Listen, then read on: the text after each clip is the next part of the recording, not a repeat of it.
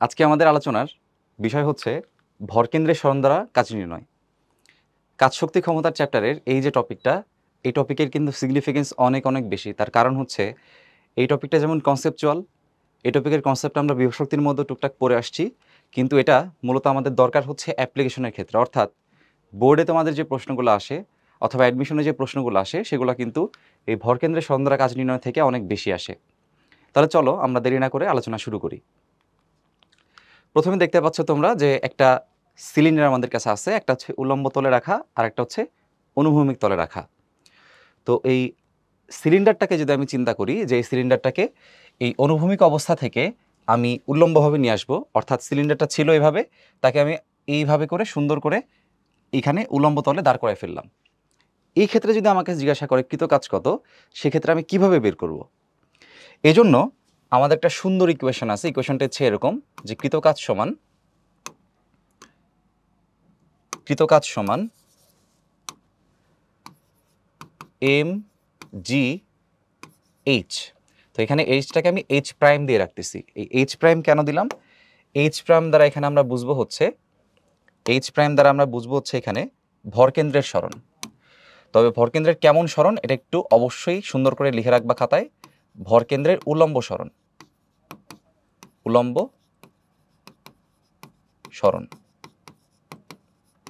আচ্ছা, তো এই যে ভরকেন্দ্রের উল্লম্ব সরণ এটা আসলে কি বোঝায়?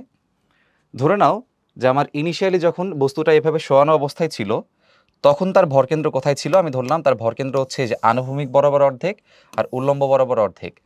এই দুটার যে ইন্টারসেক্টিং পয়েন্ট যেটা হচ্ছে এই বিন্দু, তার ভরকেন্দ্র হচ্ছে ইনিশিয়ালি এখানে ছিল।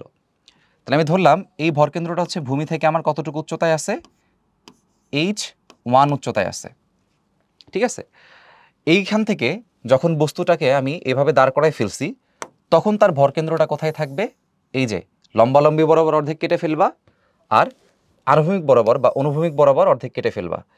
এখানে কাটার পর দেখলাম যে ভরকেন্দ্রটা এইখানে আছে। তো এই ভরকেন্দ্রটা আমি দেখব যে ভূমি থেকে কতটুকু উচ্চতায় আছে। তো ভূমি থেকে দেখো এটা এতটুকু উচ্চতায় আছে।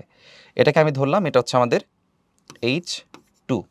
তাহলে h1 হচ্ছে ভরকেন্দ্রের আদি অবস্থান, h2 হচ্ছে ভরকেন্দ্রের শেষ অবস্থান।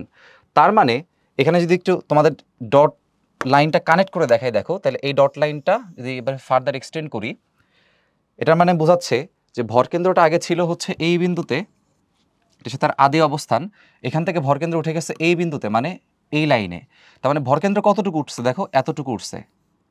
এটা হচ্ছে ভরকেন্দ্রের উল্লম্ব সরণ। তাহলে ভরকেন্দ্র আগে ছিল এখানে এই লাইন বরাবর, সেখান থেকে ভরকেন্দ্র উঠে গেল কোথায়? এইখানে এই লাইনে উঠে গেল।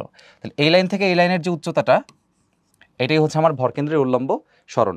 এবং এই এইচ এর মানটা এখান থেকে দেখলে বুঝতে পারতেছো, এইচ এর মানটা হবে h2 থেকে h1 এর বিয়োগফল। ঠিক আছে, তাহলে এটা হচ্ছে আমার ভরকেন্দ্রের কি হচ্ছে? সরণ হচ্ছে। এবার কেমন সরণ? উল্লম্ব সরণ। তার কারণ হচ্ছে খেয়াল করো, তুমি যদি বলো যে না ভাই শুধুমাত্র সরণ বলতে চাই আমি, তাহলে কিন্তু ভরকেন্দ্রের সরণটা এইখান থেকে আদি বিন্দু থেকে শেষ বিন্দুর দিকে হবে। নিশ্চয় আমরা পড়ে আসছি যে সরণ বলতে আসলে আমরা কি বুঝি। সরণ বলতে আমরা বুঝি আদি অবস্থান থেকে শেষ অবস্থানের মধ্যবর্তী সরলরৈখিক দূরত্ব। তাহলে এই বিন্দু থেকে এই বিন্দু পর্যন্ত তার সরণ হওয়া উচিত। কিন্তু এখানে আমাদের যখন আমরা ভরকেন্দ্রের উল্লম্ব সরণ নিয়ে আলোচনা করি তখন সেটা অভিকর্ষ বলের বিরুদ্ধে কৃতকাজ বোঝায়। তোমরা জানো অভিকর্ষ বলের বিরুদ্ধে কৃতকাজের ক্ষেত্রে শুধুমাত্র উচ্চতাটা ম্যাটার করে, পথ কিন্তু ম্যাটার করে না। শুধুমাত্র উচ্চতা ম্যাটার করে, আদি বিন্দু এবং শেষ বিন্দুর মধ্যবর্তী উচ্চতাটা ম্যাটার করে।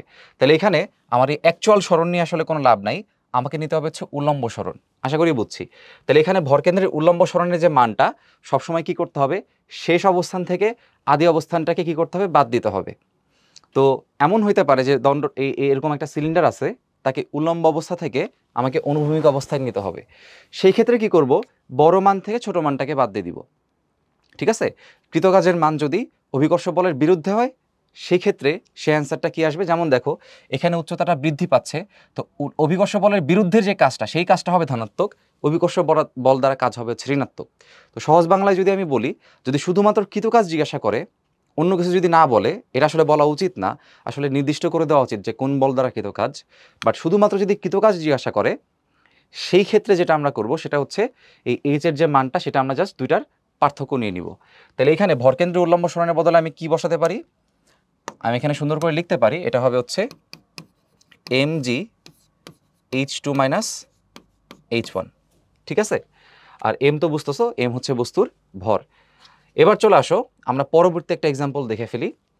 এখানে দেখতে পাচ্ছ একটা দণ্ড রাখা আছে, এখানে সে দণ্ডটা উলম্বভাবে রাখা, এখানে দণ্ডটা অনুভূমিকভাবে রাখা। তো আমি ধরে নিলাম যে আমার যে ভূমির লাইনটা, আমি ধরে নিলাম আমার ভূমিটা হচ্ছে এভাবে আছে, এটা হচ্ছে ধরে নাও আমার ভূমি। আচ্ছা, এটাকে একটু আমরা সিলেক্ট করি।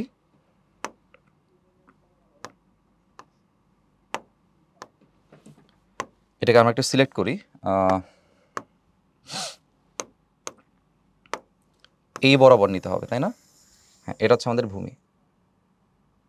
এখন দেখো, ধরে নাও যে এই যে ভূমিটা আছে, এই ভূমি থেকে ইনিশিয়াল অবস্থার ভরকেন্দ্র হচ্ছে এই বিন্দুতে অবস্থিত। তাহলে আগের মতো যদি আমি ফলো করতে চাই, তাহলে এটাকে বলতে হবে ইনিশিয়াল, এটাকে বলতে হবে ফাইনাল। ইচ্ছা আর কি। যদি প্রশ্ন বলে যে উলম্ব থেকে আনুভূমিকভাবে রাখতে হবে, তাহলে একরকম, আনুভূমিক থেকে উলম্বভাবে নিলে আর একরকম, মানে আদি আর শেষটা উল্টাপাল্টা হবে, কিন্তু ভরকেন্দ্রের সরণ কিন্তু সেম হবে। কারণ নিচ থেকে উপরে উঠলে যতটুকু উপরে উঠে, উপর থেকে নিচে নামলে ঠিক ততটুকুই কী হয়ে যায়, নিচের দিকে নেমে যায়। তাহলে এইখানে ভরকেন্দ্রটা কোথায় হবে? লম্ব বরাবর আর অনুভূমিক বরাবরের অর্ধেক, মানে এই বিন্দুতে। তাহলে এই বিন্দুর নাম আমি দিলাম হচ্ছে, এখান থেকে উচ্চতার নাম দিলাম আমি H1। আর এইখানে, আচ্ছা এটাকে H2 দেই, যদি আগের মতো আমরা চিন্তা করতে চাই, এটাকে আমরা H2 দিলাম। আর এইখানে আমাদের ভরকেন্দ্রটা কোথায় আছে? আমি ধরে নিলাম যে ধরো এটার মোট উচ্চতা হচ্ছে L, ধরে নিলাম মোট উচ্চতা অথবা টোটাল যে দৈর্ঘ্যটা সেটা হচ্ছে L। আর এটার যে প্রস্থটা, সেই প্রস্থ ধরে নিলাম আমি হচ্ছে B।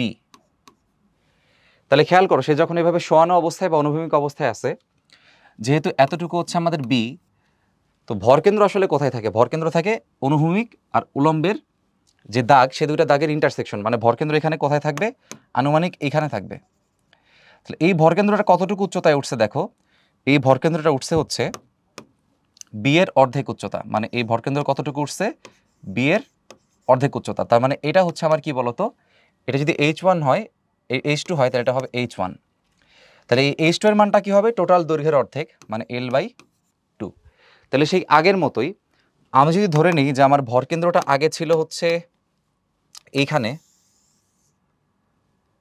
এই সবুজ দাগের এইখানে, আর এখন ভরকেন্দ্র চলে গেছে এইখানে, এখানে চলে গেছে। তাহলে খেয়াল করো, আমার তাহলে এই জায়গা থেকে যখন ভরকেন্দ্র এখানে চলে গেছে, এতটুকুর উল্লম্ব সরণের মান কত হবে? উল্লম্ব সরণের মান হবে এই বড় মান থেকে, মানে L/2 থেকে এই B/2 বাদ, মানে H2 মাইনাস H1। তাহলে এই চিত্র অনুযায়ী যদি আমি কৃতকাজ হিসাব করতে চাই, কৃতকাজের মান হবে mg into H prime. H prime বলতে বোঝায় ভরকেন্দ্রের উলম্ব সরণ। H প্রাইমের মান আমি বসাবো কত? H2 minus H1। তো এখানে H2 মাইনাস H1 এর মান যদি আমরা বসাই দিই, আমাদের কৃতকাজের অ্যান্সার পেয়ে যাব। H2 হচ্ছে L/2 আর H1 হচ্ছে আমাদের কত? B/2। ঠিক আছে, এই হচ্ছে আমাদের কৃতকাজের মেজারমেন্ট। তো যদি এমন হয় যে উপর থেকে সে নিচে চলে গেছে, তখন কিন্তু উল্লম্ব উচ্চতা কমে যাবে। উল্লম্ব উচ্চতা কমে গেলে তখন কিন্তু সেটা বিভব শক্তি হ্রাস পাবে। ঠিক আছে, আর যদি এই নিচের অবস্থান থেকে উপরের অবস্থানে আসে, তার মানে উচ্চতা বৃদ্ধি পাবে, ভরকেন্দ্রের উচ্চতাটা বৃদ্ধি পাবে। উচ্চতা বৃদ্ধি পাওয়া মানে তখন বিভব শক্তিটা বৃদ্ধি পাবে। তো বৃদ্ধি পাক আর হ্রাস পাক দুটাই কিন্তু পরিবর্তন। সো ওই অভিকর্ষ মানে বিভব শক্তির পরিবর্তনটা হচ্ছে আমাদের কৃতকাজ হবে, হুইচ ইজ এইটা।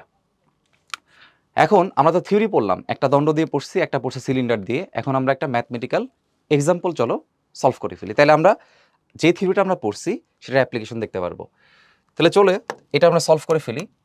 আমাদের দেখো কি বলছে, কোনো সিলিন্ডারের ভর এত কেজি, তাহলে এটা হচ্ছে আমাদের এম এর মান।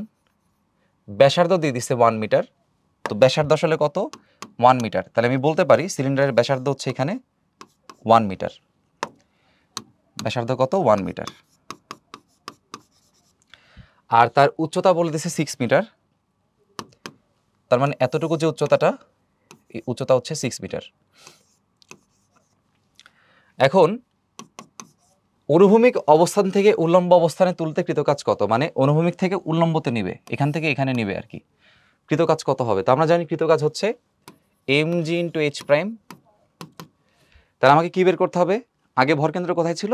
পরে ভরকেন্দ্র কোথায় গেছে। তাহলে আগে ভরকেন্দ্র কোথায় ছিল বলো? আগে ভরকেন্দ্র ছিল হচ্ছে এই অবস্থানে। দেখতে পাচ্ছ যে এই অবস্থানটা H1 এর যে মানটা সেটা আসলে তার ব্যাসার্ধের সমান, তার মানে ব্যাসার্ধের মান হচ্ছে 1 মিটার। আর পরে ভরকেন্দ্রটা কোথায় গেছে? এই যে উল্লম্ব বরাবর আর অনুভূমিক বরাবরের অর্ধেক। তার মানে এটা বুঝতে পারতেছো, এটা হচ্ছে মোট যে উচ্চতাটা, মোট উচ্চতা যে 6 তার অর্ধেক মানে 6/2 হুইচ ইজ 3 মিটার।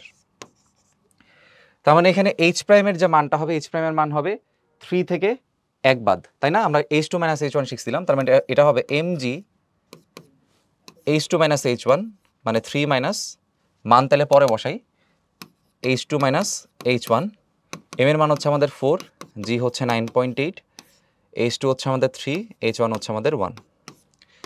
তার মানে 4 × 9.8 × 2, সেখানে আমাদের অ্যান্সার আসবে 82.2 সম্ভবত, আমরা একটু চেক করি, না 78.4 এত জুল। আশা করি আমরা বুঝতে পারছি কীভাবে খুব সহজেই আমরা কৃতকাজ বের করতে পারলাম।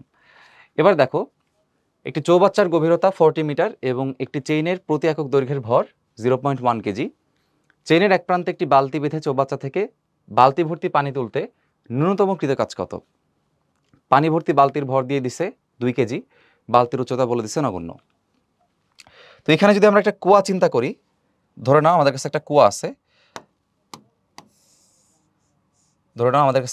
আছে, এরকম একটা কুয়া আছে। কুয়াটাকে একটু সাইজ বড় করি, এরকম একটা ধরো কুয়া আছে। তো কুয়ার ভেতরে এটা হচ্ছে আমাদের পানি, এই যে পানি দিয়ে দিলাম, হ্যাঁ। তো এই যে কুয়াটার গভীরতা দেখো কত বলছে, 40 মিটার। তার মানে কুয়ার যে গভীরতা সেটা হচ্ছে 40 মিটার। একটি চেইনের প্রতি একক দৈর্ঘ্যের ভর দিয়ে দিছে, ঠিক আছে, এটা পরে আমাদের লাগবে। চেইনের এক প্রান্তে বালতি বেঁধে চৌবাচ্চা থেকে পানি তুলতে হবে, ঠিক আছে, বালতি ভর্তি পানি তুলতে হবে। তার মানে আমাদের যদি একটা চেইন আমরা চিন্তা করি, ধরো এখানে একটা চেইন আছে, এরকম একটা চেইন বা শিকল আছে। এই শিকলের এক প্রান্তে কি করছে, একটা বালতি বেঁধে সে বালতি ভর্তি পানি আমাকে তুলতে হবে। এখন ভাই একটা বিষয় চিন্তা করো, এই চেইন যখন আমি টেনে তুলবো এভাবে, তখন চেইনেরও এখানে ভর আছে, খেয়াল করো, চেইনেরও কিন্তু ভর আছে, আবার বালতিরও কিন্তু ভর আছে। আর আমরা জানি যার ভরকেন্দ্র আছে তার কি থাকবে, ভরকেন্দ্রে সরণ থাকবে। তার মানে এখানে চেইনকে তুলতে একটা কৃতকাজ হবে আর বালতিকে তুলতে একটা কৃতকাজ হবে, দুটো আলাদা আলাদা কৃতকাজ হবে। তাহলে এখানে মোট যে কৃতকাজটা হবে সেটা কি হবে, একটা হবে চেইনের জন্য কৃতকাজ, আমি WC লিখলাম, WC হচ্ছে চেইনের জন্য কৃতকাজ, চেইন তুলতে কৃতকাজ। আর একটা হচ্ছে বালতি অথবা বাকেট তুলতে কৃতকাজ, সেটা হচ্ছে WB।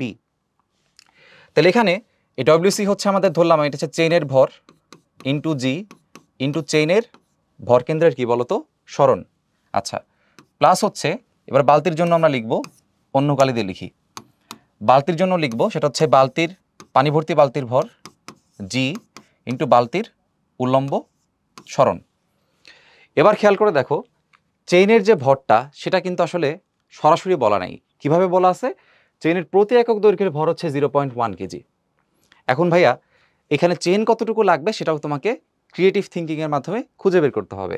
তো যেহেতু আমার টোটাল গভীরতা হচ্ছে 40 মিটার, তার মানে চেইনটার গভীরতাও কিন্তু ন্যূনতম 40 মিটার হতে হবে। হ্যাঁ, এটা সত্যি কথা যে আমার চেইনটা যদি আরও বড় হইতো, লাইক চেইনটা যদি এইখানে থাকতো, আমি যদি চেইনটাকে আরও নিচের দিকে নামাইতাম, তারপরে যদি বালতি দিয়ে পানি তুলতাম, তাও কিন্তু আমি পানি তুলতে পারতাম, সেটাও কিন্তু কৃতকাজ হইতো। তবে একটা ইনফরমেশন দেখো, একটা ছোট্ট প্রশ্নের ইনফরমেশন আছে, ন্যূনতম কাজ কত। তার মানে এই চেইনের দৈর্ঘ্য যত আস্তে আস্তে তুমি নিচের দিকে নামাবা, যত গভীরে নামাবা, চেইনকে টেনে তুলতে তত বেশি কাজ করতে হবে। কিন্তু সেই কাজটা আমার কাছে চাই না, আমার কাছে চাইছে ন্যূনতম কাজ, মানে জাস্ট বালতিটাকে পানিতে নামিয়ে টেনে তুললেই হবে, এতখানি নিচে নামানোর কোনো দরকার নাই, ন্যূনতম কাজ চাইছে। তাইলে আমার এই ইনফরমেশনটা বোঝার জন্য তাহলে কি করতে হবে, যে যতটুকু গভীরে আমার কুয়া আছে বা চৌবাচ্চা আছে ততটুকু গভীরে আমার চেইনটাকে নামাইতে হবে। তাহলে বলো তো ভাই, কুয়ার গভীরতা যদি 40 মিটার হয় তাহলে চেইনের দৈর্ঘ্য কত? নিশ্চয়ই বুঝতে পারছো, চেইনের দৈর্ঘ্যটা আমাদের হবে হচ্ছে 40 মিটার। তাহলে চেইনের দৈর্ঘ্যটা কত হইল,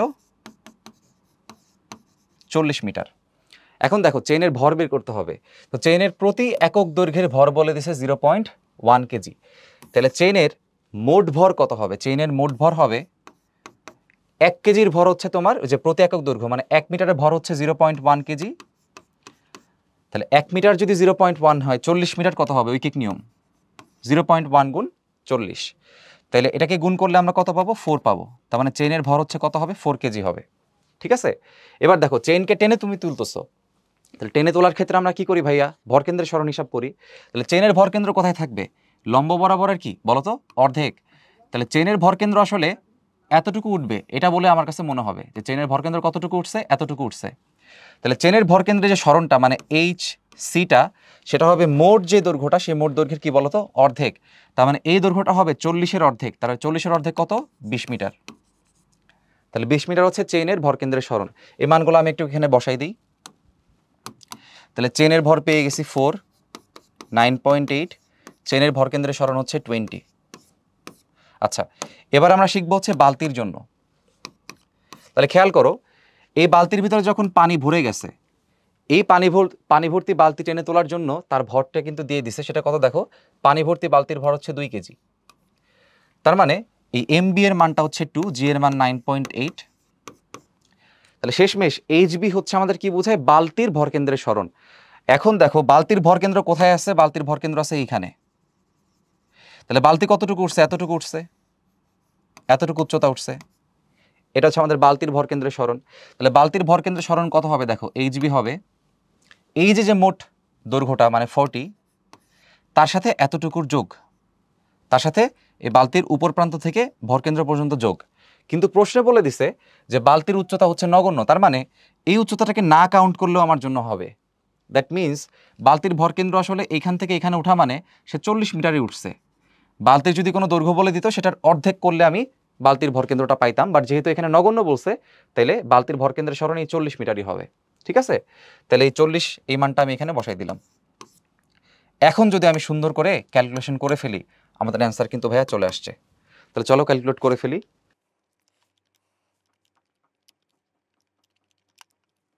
আচ্ছা, তাহলে আমাদের অ্যান্সার আসবে 1568 জুল।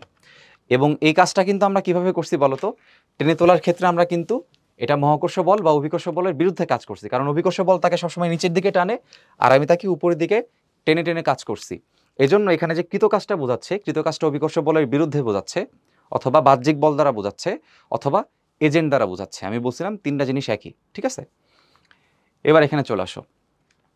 একটি মইয়ের দৈর্ঘ্য এবং ভর যথাক্রমে 7 মিটার এবং হচ্ছে 20 কেজি, যার দুটি প্রান্ত এ এবং বি দ্বারা নির্দেশিত। তার মানে আমাদের কাছে একটা মই আছে, ধরে নাও আমাদের কাছে মইটা হচ্ছে এইভাবে, এটা হচ্ছে আমাদের ধরো মই।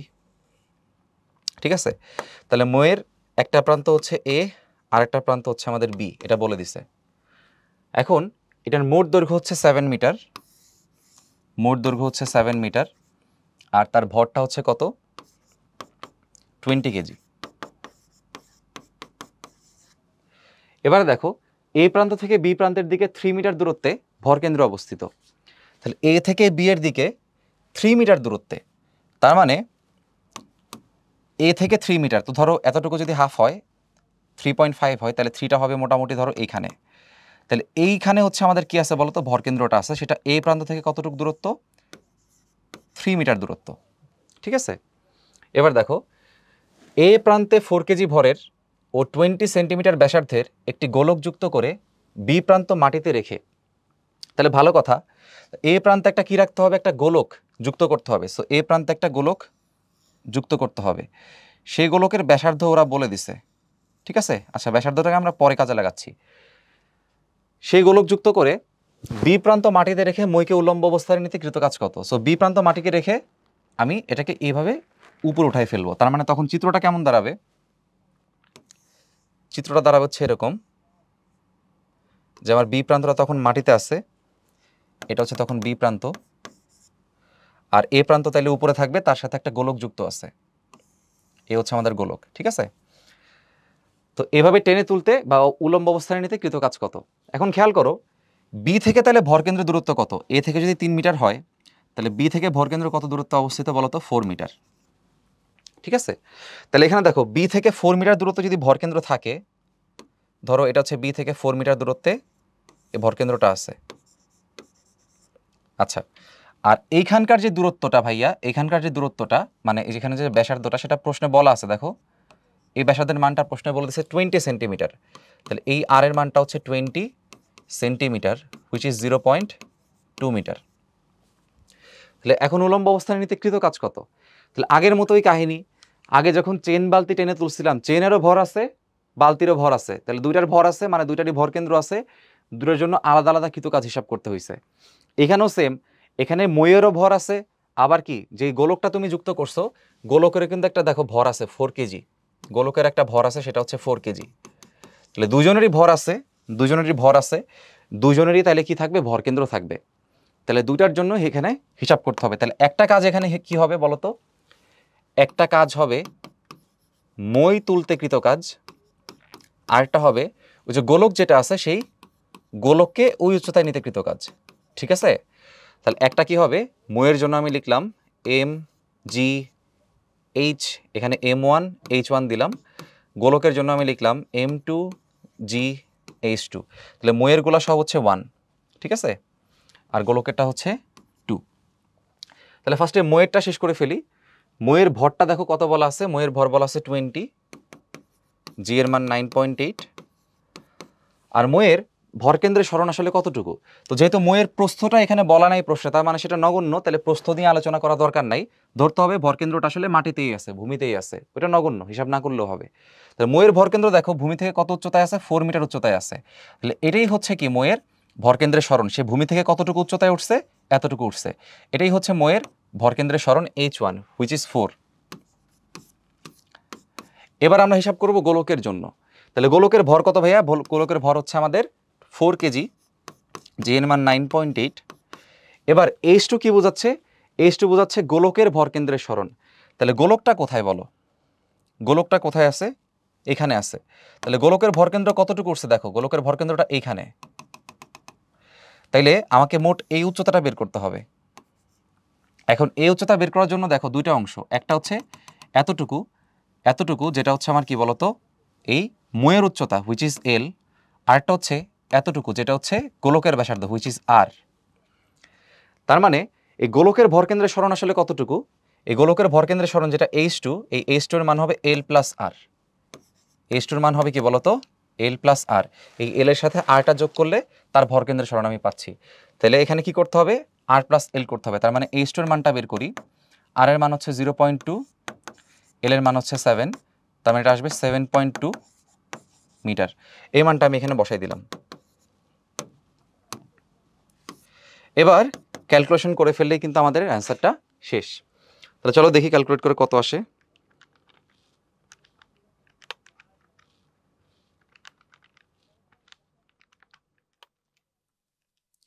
আমাদের অ্যান্সার আসবে 1066.24 জুল। আশা করি আমরা সবাইটা বুঝতে পারছি। এবারে চলো ছোট করে রিক্যাপ দিয়ে দিই প্রশ্নটার। তো এখানে মইয়ের এক প্রান্তে একটা গোলক রেখে তাকে দাঁড় করাইতে হয়েছে, গোলকেরও ভর আছে, মইয়েরও ভর আছে, ভর থাকা মানে ভরকেন্দ্র আছে। এই জন্য দুটার জন্যই আমাকে হিসাব করতে হবে, কারণ দুজনেরই ভরকেন্দ্রের কি হয়েছে, সরণ হয়েছে, উল্লম্ব সরণ হয়েছে। দুইটা আলাদা আলাদা লিখলাম। এবার এই অঙ্কে আসলে মূল কাজ হচ্ছে ভরকেন্দ্রের সরণ বের করা, বাদ বাকি এম আর জি এর মান তো বাচ্চা ছেলেও বসাইতে পারে। তাহলে ভরকেন্দ্রের সরণ বের করার জন্য আমার মই যেহেতু আগে ভূমিতে ছিল, তার মানে তার প্রস্থ বলা নাই, তার মানে আসলে ধরতে হবে তার যে ভরকেন্দ্রটা সেটা কোথায় ছিল, ভূমিতেই ছিল, নগণ্য উচ্চতা, এটা বলা না বলা সেম কথা। তাহলে এইখান থেকে সে যখন দাঁড়াইছে তখন তার ভূকেন্দ্র কতটুকু উঠছে দেখো তো, ভরকেন্দ্রটা 4 মিটার উঠছে, এই জন্য ভরকেন্দ্রের সরণ হচ্ছে 4। আর গোলকটা ছিল আগে কোথায়, গোলকটা ছিল আগে হচ্ছে এইখানে ভূমিতে ছিল আর কি, গোলকটা কোথায় রাখা ছিল, ভূমিতে রাখা ছিল। তো গোলকটা যখন উপর দিকে উঠে গেছে, গোলকটা যখন এই ভূমি থেকে যখন উঠে গেছে তখন কতটুকু উপরে উঠছে, গোলকটা ভূমি থেকে উঠছে হচ্ছে তোমার এই এল প্লাস আর পরিমাণ। তাইলে এখানে সেই গোলকের ভরকেন্দ্রের সরণটা আমরা বসাই দিছি। আচ্ছা, তো আলটিমেটলি যোগ করলে কৃত কাজটা চলে আসছে। এবার এই প্রশ্নটা দেখো, 1 কেজি ভর এবং 80 সেন্টিমিটার দৈর্ঘ্যের দণ্ডকে ভূমিতে উল্লম্বভাবে রাখা আছে, এটি ভূমিতে পড়ে গেলে অভিকর্ষ বল দ্বারা কৃত কাজ কত। তো এটা হচ্ছে আমাদের কোন টাইপের সমস্যা বলতো, যে দণ্ডের যে সমস্যাটা দেখাইছিলাম তখন সেটা।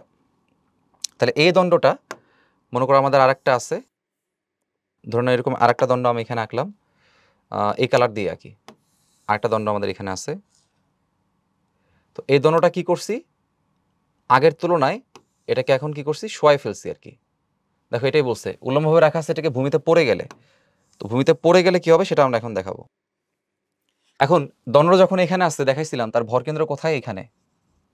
তাহলে তার যেই টোটাল দৈর্ঘ্যটা 80 সেন্টিমিটার, তার টোটাল দৈর্ঘ্য কত, 80 সেন্টিমিটার, হুইচ ইজ 0.8 মিটার। তাহলে এই ভরকেন্দ্র কোথায় আছে, টোটাল দৈর্ঘ্যের অর্ধেক, তার মানে এই দৈর্ঘ্যটা কত হবে বলো তো, 0.4 মিটার। কেন, টোটাল দৈর্ঘ্যের অর্ধেক দূরত্ব হচ্ছে এটা আছে 0.4, 0.4 মিলে 0.8।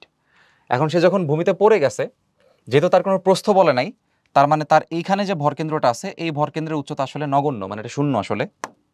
তাহলে এখানে যে H2টা আছে, এই H2 এর মানটা আমি কি ধরতে পারি, শূন্য ধরতে পারি। তাহলে এখানে দেখো খেয়াল করে দেখো অভিকর্ষ বল দ্বারা কৃত কাজ বলছে। তো খেয়াল করো উচ্চতার মান আগে থেকে পরে কমে গেছে, যখন উপর থেকে নিচে পড়ে গেছে উচ্চতা কি কমে গেছে। তো পৃথিবীও কিন্তু এটাই চায়, বা অভিকর্ষ বল এটাই চায়। অভিকর্ষ বল কি চায়, তুমি যদি উপরে লাফ দাও, ভূপৃষ্ঠ থেকে তুমি তোমার উচ্চতা বৃদ্ধি করছো, অভিকর্ষ বল তোমাকে টান দিয়ে নিচে নিয়ে আসে, তোমার উচ্চতা কমায় ফেলে।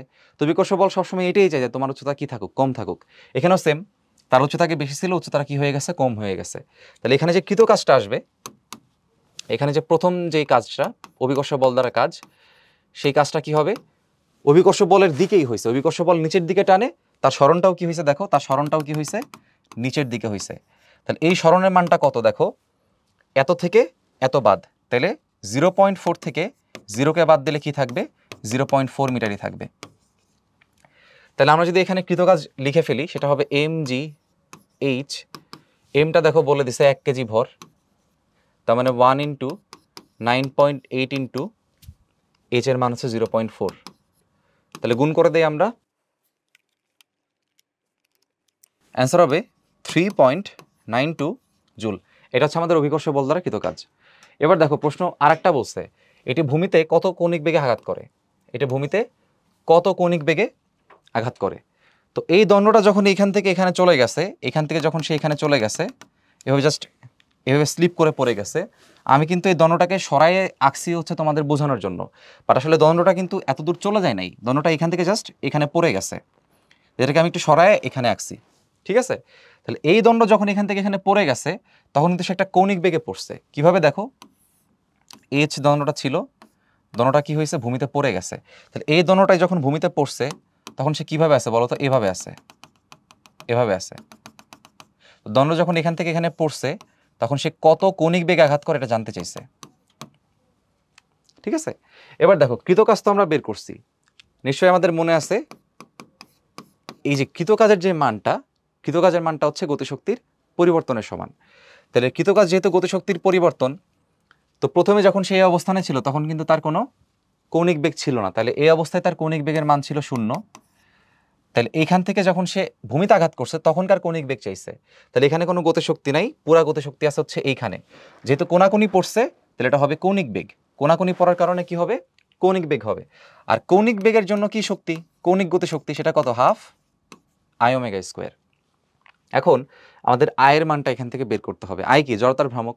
এখন দেখো এই দণ্ডটা এখান থেকে এখানে যখন পড়ে যাবে তখন কি মনে হচ্ছে যে একটা সুষম দণ্ডের এই যে প্রান্তে হচ্ছে আমার অক্ষটা আছে, সে কিন্তু এই অক্ষের সাপেক্ষে মুভ করতেছে। আমাদের অক্ষ কোনটা, আমাদের অক্ষ হচ্ছে এইটা, এটা হচ্ছে আমাদের অক্ষ, এটা হচ্ছে আমাদের ঘূর্ণন অক্ষ অথবা অ্যাক্সিস অফ রোটেশন।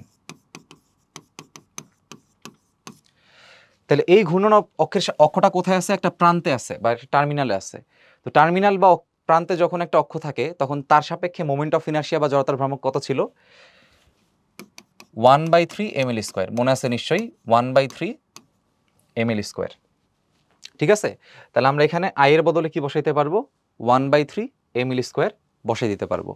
তাহলে সেই কাজটা আমরা এখন করবো, এখানে আয়ের বদলে বসাবো 1/3 ml স্কোয়ার।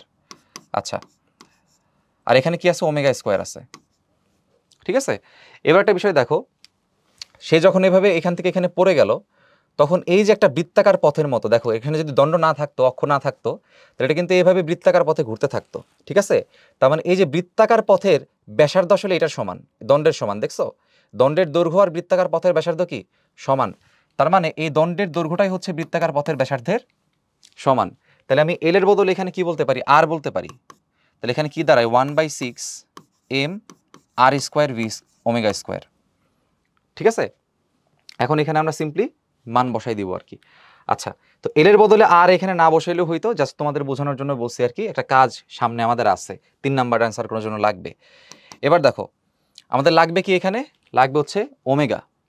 তাহলে আমরা এখানে একটা কাজ করতে পারি, একটু রিডাকশনে যেতে পারি বা একটু ছোট করতে পারি অঙ্কটাকে। সেটা হচ্ছে এই যে ডব্লিউর যে মানটা ছিল এমজি ইন্টু এইচ ছিল, সে এইচ আসলে কত ছিল দেখো, এইচ এর মান ছিল এল এর অর্ধেক। ঠিক আছে, এখানে কৃতকাজের মান বের করেও কিন্তু মানটা বসায়ও কিন্তু অ্যান্সারটা করা যায়, সলভ করা যায়। তো আমি মান না বসায় একটু মানটা বসায় দেখাচ্ছি। এইচ ওয়ানের মানটা কত, L/2। হ্যাঁ, মান বসাচ্ছি না, চলকগুলা বসাচ্ছি। তাহলে এখানে কি বসাইতে হবে, L/2 বসাইতে হবে। তাইলে এখানে দেখো এল আর এটা হচ্ছে কাটবে, এম আর এম হচ্ছে এখানে কাটবে, এখানকার 2 আর এখানকার 2 হচ্ছে কাটবে। তাহলে ফাইনালি আমাদের এখানে কি থাকে, আমাদের এই পাশে থাকে হচ্ছে, ছোট করে ফেলে আর একটু, তাহলে এই পাশে আমাদের থাকবে হচ্ছে 1/3 এল ওমেগা স্কোয়ার, আর এই পাশে আমাদের থাকবে হচ্ছে শুধুমাত্র জি। তাহলে এখান থেকে ওমেগার মানটা আমরা সহজেই বের করব। ওমেগার মান হবে হচ্ছে ওমেগা স্কোয়ার সমান 3g divide by L. That means ওমেগার মান হবে √3g/l। আমি একবারে কাজের মান বের করে, কাজের মান বসায় ওমেগার মান বের করতে পারতাম, কিন্তু সেটা আমি ইচ্ছা করে করি নেই। কিছু এমসিকিউ তোমরা পাবা, যদি এই টাইপের কোনো এমসিকিউ আসে দেখবা অপশনে এভাবে থাকবে, ওমেগার মান থাকবে √3g/l, সেখানে এল এর মান তুমি দেখবা না। ঠিক আছে, এভাবে চলক আকারে দেওয়া থাকে, এই জন্য ভেঙে দেখাইলাম। এখন তুমি ভাইয়া মান বসাই দাও। তাহলে এখন যদি মান বসাই দিই, 3 × 9.8, এল এর মান কত, এল এর মান হচ্ছে 0.8। ক্যালকুলেশন করে দেখি কত আসে, 6.06 রেডিয়ান পার সেকেন্ড। ওমেগার একক হচ্ছে রেডিয়ান পার সেকেন্ড। এটা হচ্ছে আমাদের 2 নাম্বার প্রশ্নের উত্তর। এবার 3 নাম্বারটা খেয়াল করো কি বলছে, ভূমিকে কত রৈখিক বেগে আঘাত করবে। তো রৈখিক বেগে আঘাত করার সূত্র আসলে কি বলো, আমি 3 নাম্বারটা এখানেই করে ফেলতেছি কারণ খুবই ছোট। রৈখিক বেগ হচ্ছে ভি সমান ওমেগা আর।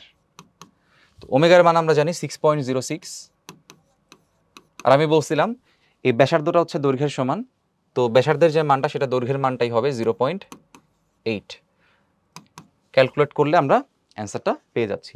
তাহলে 6.06 এর সাথে 0.8 গুণ করলে আসবে 4.849 আসে, আমরা 85 লিখলাম, 85 মিটার পার সেকেন্ড। তাহলে আশা করি সবাই বুঝছি। প্রথম প্রশ্ন কি ছিল, অভিকর্ষ বল দ্বারা কৃত কাজ, ভরকেন্দ্রের সরণ হয়েছে, কাজ হয়েছে, বের করছি। 2 নম্বর প্রশ্ন ছিল কত কৌণিক বেগ আঘাত করবে, তাহলে সে ওমেগার মান বের করার জন্য আই মানে জড়তার ভ্রামক বের করা দরকার ছিল, সেটা বের করছি, মান বসাই দিছি। ওমেগার মান চলে আসছে, ওমেগার মান চলে আসলে রৈখিক বেগ এমনি বের করা যায়, কারণ জানি কৌণিক বেগের সাথে রৈখিক বেগের সরাসরি সম্পর্ক হচ্ছে ভি সমান ওমেগার, মান বসাই দিছি, অ্যান্সার চলে আসছে। Hopefully clear. পরবর্তী কোয়েশ্চেন দেখি। 1 কেজি ভর এবং 80 সেন্টিমিটার দৈর্ঘ্যের দণ্ডকে ভূমিতে উল্লম্বভাবে রাখা আছে। দণ্ডটি পড়ে যাওয়ার মুহূর্তে এর বেগ কত হবে যখন এটি উল্লম্বের সাথে 30 ডিগ্রি কোণে থাকে। আচ্ছা, তো আপাতত যেহেতু আমাদের কনসেপ্ট ক্লিয়ার, আমি এটা একটু ফাস্ট যাব। দেখো, মনে করো এটা হচ্ছে আমার ভূমি, এটা হচ্ছে আমার ভূমি। ঠিক আছে, তো এই ভূমির উপর কি আছে, একটা দণ্ড দাঁড় করানো আছে, ভূমির উপর একটা দণ্ড এভাবে দাঁড় করানো আছে। এখন দণ্ডটা যখন নির্দিষ্ট একটা কোণে থাকবে, হ্যাঁ, দণ্ডটা যখন নির্দিষ্ট একটা কোণে থাকবে, ওই অবস্থায় তার কৌণিক বেগটা নির্ণয় করতে বলছে। আচ্ছা, রৈখিক বেগ নির্ণয় করতে বলছে, এখানে কৌণিক বেগ বলে নাই। আচ্ছা, তাহলে অ্যাঙ্গেলটা কত বলে দিছে আমাদের, অ্যাঙ্গেলটা বলে দিছে 30 ডিগ্রি, আর একটি করে ফেলি 30 ডিগ্রি। আচ্ছা, এভাবে আছে ধরো। তাহলে এখানে খেয়াল করতে হবে বস্তু প্রথমে ছিল কোথায়, সবসময় তোমাদের কি খুঁজে বের করতে হবে, সমস্ত অঙ্কে বলছিলাম আগের অবস্থার শেষ অবস্থা, তারপর দুইটার মধ্যে ভরকেন্দ্রের সরণ। তাহলে আগে সেই অবস্থায় ছিল, শেষ অবস্থা হচ্ছে এইটা। তাহলে দুইটার ভরকেন্দ্র কোথায় সেটা দেখতে হবে। আগে তার ভরকেন্দ্র কোথায় আছে, এইখানে, মোট উচ্চতার অর্ধেক। মোট উচ্চতা কত, আগের অঙ্কের মতোই 80 সেন্টিমিটার দিয়ে দিছি। তাহলে এল এর মান হচ্ছে 80 সেন্টিমিটার, হুইচ ইজ 0.4 মিটার। তার মানে এখানে যে উচ্চতার মানটা আছে h1, সেটা হবে L/2। দ্যাট মিনস এটা হবে, এখানে ভাগ করে লিখে ফেলছি, দেখছো, 0.8 মিটার। তাহলে L/2 করলে 0.4 মিটার চলে আসবে। আর শেষ অবস্থায় ভরকেন্দ্র কোথায়? শেষ অবস্থায় ভরকেন্দ্র হচ্ছে এইখানে, এই বিন্দুতে। ঠিক আছে, এখন এখানে আসলে এই উচ্চতাটা ম্যাটার করে সেই ক্ষেত্রে যখন আমার এই মানটা বা এই দণ্ডের ক্ষেত্রে যখন সিগনিফিকেন্ট একটা পোর্শন এখানে অ্যাড হয়। তো এখানে এই মানটাও ক্যালকুলেশন করতে হয়, যেটা আমি ব্লকের ম্যাথে দেখাবো আলাদা করে। এইখানে আসলে একটা নগণ্য ভ্যালু, এটা হিসাব করা দরকার নাই। তো আমরা জানি আমাদের ভরকেন্দ্রটা এইখানে আছে, সেটা হচ্ছে দৈর্ঘ্যের অর্ধেকে থাকে, যে L/2 থাকে। তাইলে ভরকেন্দ্রটা কোথায় আছে? এখান থেকে L/2 টোটাল দৈর্ঘ্য হচ্ছে আমাদের কত? L/2 মিলে একটা L। কিন্তু কথা হচ্ছে ভরকেন্দ্র আছে L/2 কিন্তু ভাইয়া L/2 কি উল্লম্ব সরণ? অ্যান্সার হচ্ছে না, L/2 কিন্তু উল্লম্বভাবে নাই। তাহলে উল্লম্বভাবে কতটুকু আছে সেটা আমাকে বের করতে হবে। উল্লম্বভাবে আছে হচ্ছে এতটুকু। ঠিক আছে, তাইলে আমাদের এখানে যে নির্দিষ্ট একটা কোণ দেওয়া আছে 30 ডিগ্রি, আমি এখানে কোণের মান আপাতত না বসাই, জাস্ট থিটা লিখলাম। থিটার মানটা হচ্ছে আমাদের 30 ডিগ্রি। তাহলে এইখানে এই ভরকেন্দ্রটা আসলে কতটুকু সরণ হয়েছে দেখো তো। এইচটা হচ্ছে এখানে লম্ব, লম্ব বাই অতিভুজ করলে আসবে কি বলতো? Sine theta. তাহলে H2 এর মান হবে L/2 sine theta. L/2 sine theta. তাহলে ভরকেন্দ্র কোথা থেকে কোথায় নামছে বলো? ভরকেন্দ্র এখান থেকে এখানে নেমে গেছে। তাহলে এটা কত হবে? মোট থেকে এতটুকু বাদ, তার মানে L/2 থেকে L/2 সাইন থিটা বাদ। তাহলে আমার এখানে কৃতকাজের যে সূত্র হবে mgh, এখানে ভরকেন্দ্রের সরণ হবে টোটাল L/2 থেকে L/2 সাইন থিটা বাদ, L/2 থেকে L/2 সাইন থিটা বাদ। তাহলে এখানে mg L/2 কমন নেওয়া যায়, কমন নিলে 1 মাইনাস সাইন থিটা হবে। এখন মান বসাই দাও। m হচ্ছে কত? 1, g এর মান 9.8, l এর মান 0.8, 1 মাইনাস সাইন 30। ঠিক আছে, এটা হচ্ছে আমাদের কৃতকাজ। এখন জিজ্ঞাসা করতে পারো, ভাইয়া কৃতকাজ তো জিজ্ঞাসা করে নাই, আপনার কাছে জিজ্ঞাসা করছে বেগ কত হবে। কোনো সমস্যা নেই ভাইয়া, আদি অবস্থায় তার বেগ কেমন ছিল? 0 ছিল, স্বাভাবিক। সে যখন এখান থেকে যখন এখানে পড়ছে তখন তার রৈখিক বেগ চাইছে, কৌণিক না, রৈখিক বেগ চাইছে। তাহলে এই অবস্থায় তার যে প্রান্তটা এখানে উল্লেখ করে দেওয়া ভালো যে কার রৈখিক বেগ। এখানে এর প্রান্তের বেগ সবসময় বলে আর কি, কারণ দণ্ডের প্রান্তের বেগ আর হচ্ছে তোমার মাঝের যে কোনো একটা বিন্দুর বেগ কিন্তু আলাদা হয়। তাহলে এখানে প্রশ্নটা ক্লিয়ার করা থাকবে আর কি, যে আসলে বেগটা কার। তো ধরো এর প্রান্তের বেগটা কত, হ্যাঁ, এর প্রান্তের বেগটা কত। তাহলে প্রান্তের যে বেগটা হবে এখানকার ভিটা আমার কাছে জানতে চাইছে। কিছু না বললে ভাববা ওটা প্রান্তের বেগ বলা আছে, প্রশ্ন যদি বলে কিছুই বলে নাই তাহলে ধরে নিবা ওটা হচ্ছে প্রান্তের বেগ বলছে। তাইলে প্রান্তের যে বেগটা এখানে হচ্ছে সেই প্রান্তের বেগটা আসলে ভি। এখন আমরা জানি কৃতকাজ মানে হচ্ছে কি? গতিশক্তির পরিবর্তন। তাহলে কৃতকাজ মানে গতিশক্তির পরিবর্তন হইলে গতিশক্তি এখানে আছে কত? হাফ mv², আর এখানে গতিশক্তি কত? 0। তাহলে হাফ mv² থেকে 0 বাদ দিলে কি হাফ mv² থাকে, তার মানে এখানেও হাফ mv² ছিল, এখানেও হাফ mv² ছিল। ঠিক আছে, তাহলে এখান থেকে আমাদের মানটা আমরা বের করতে পারি।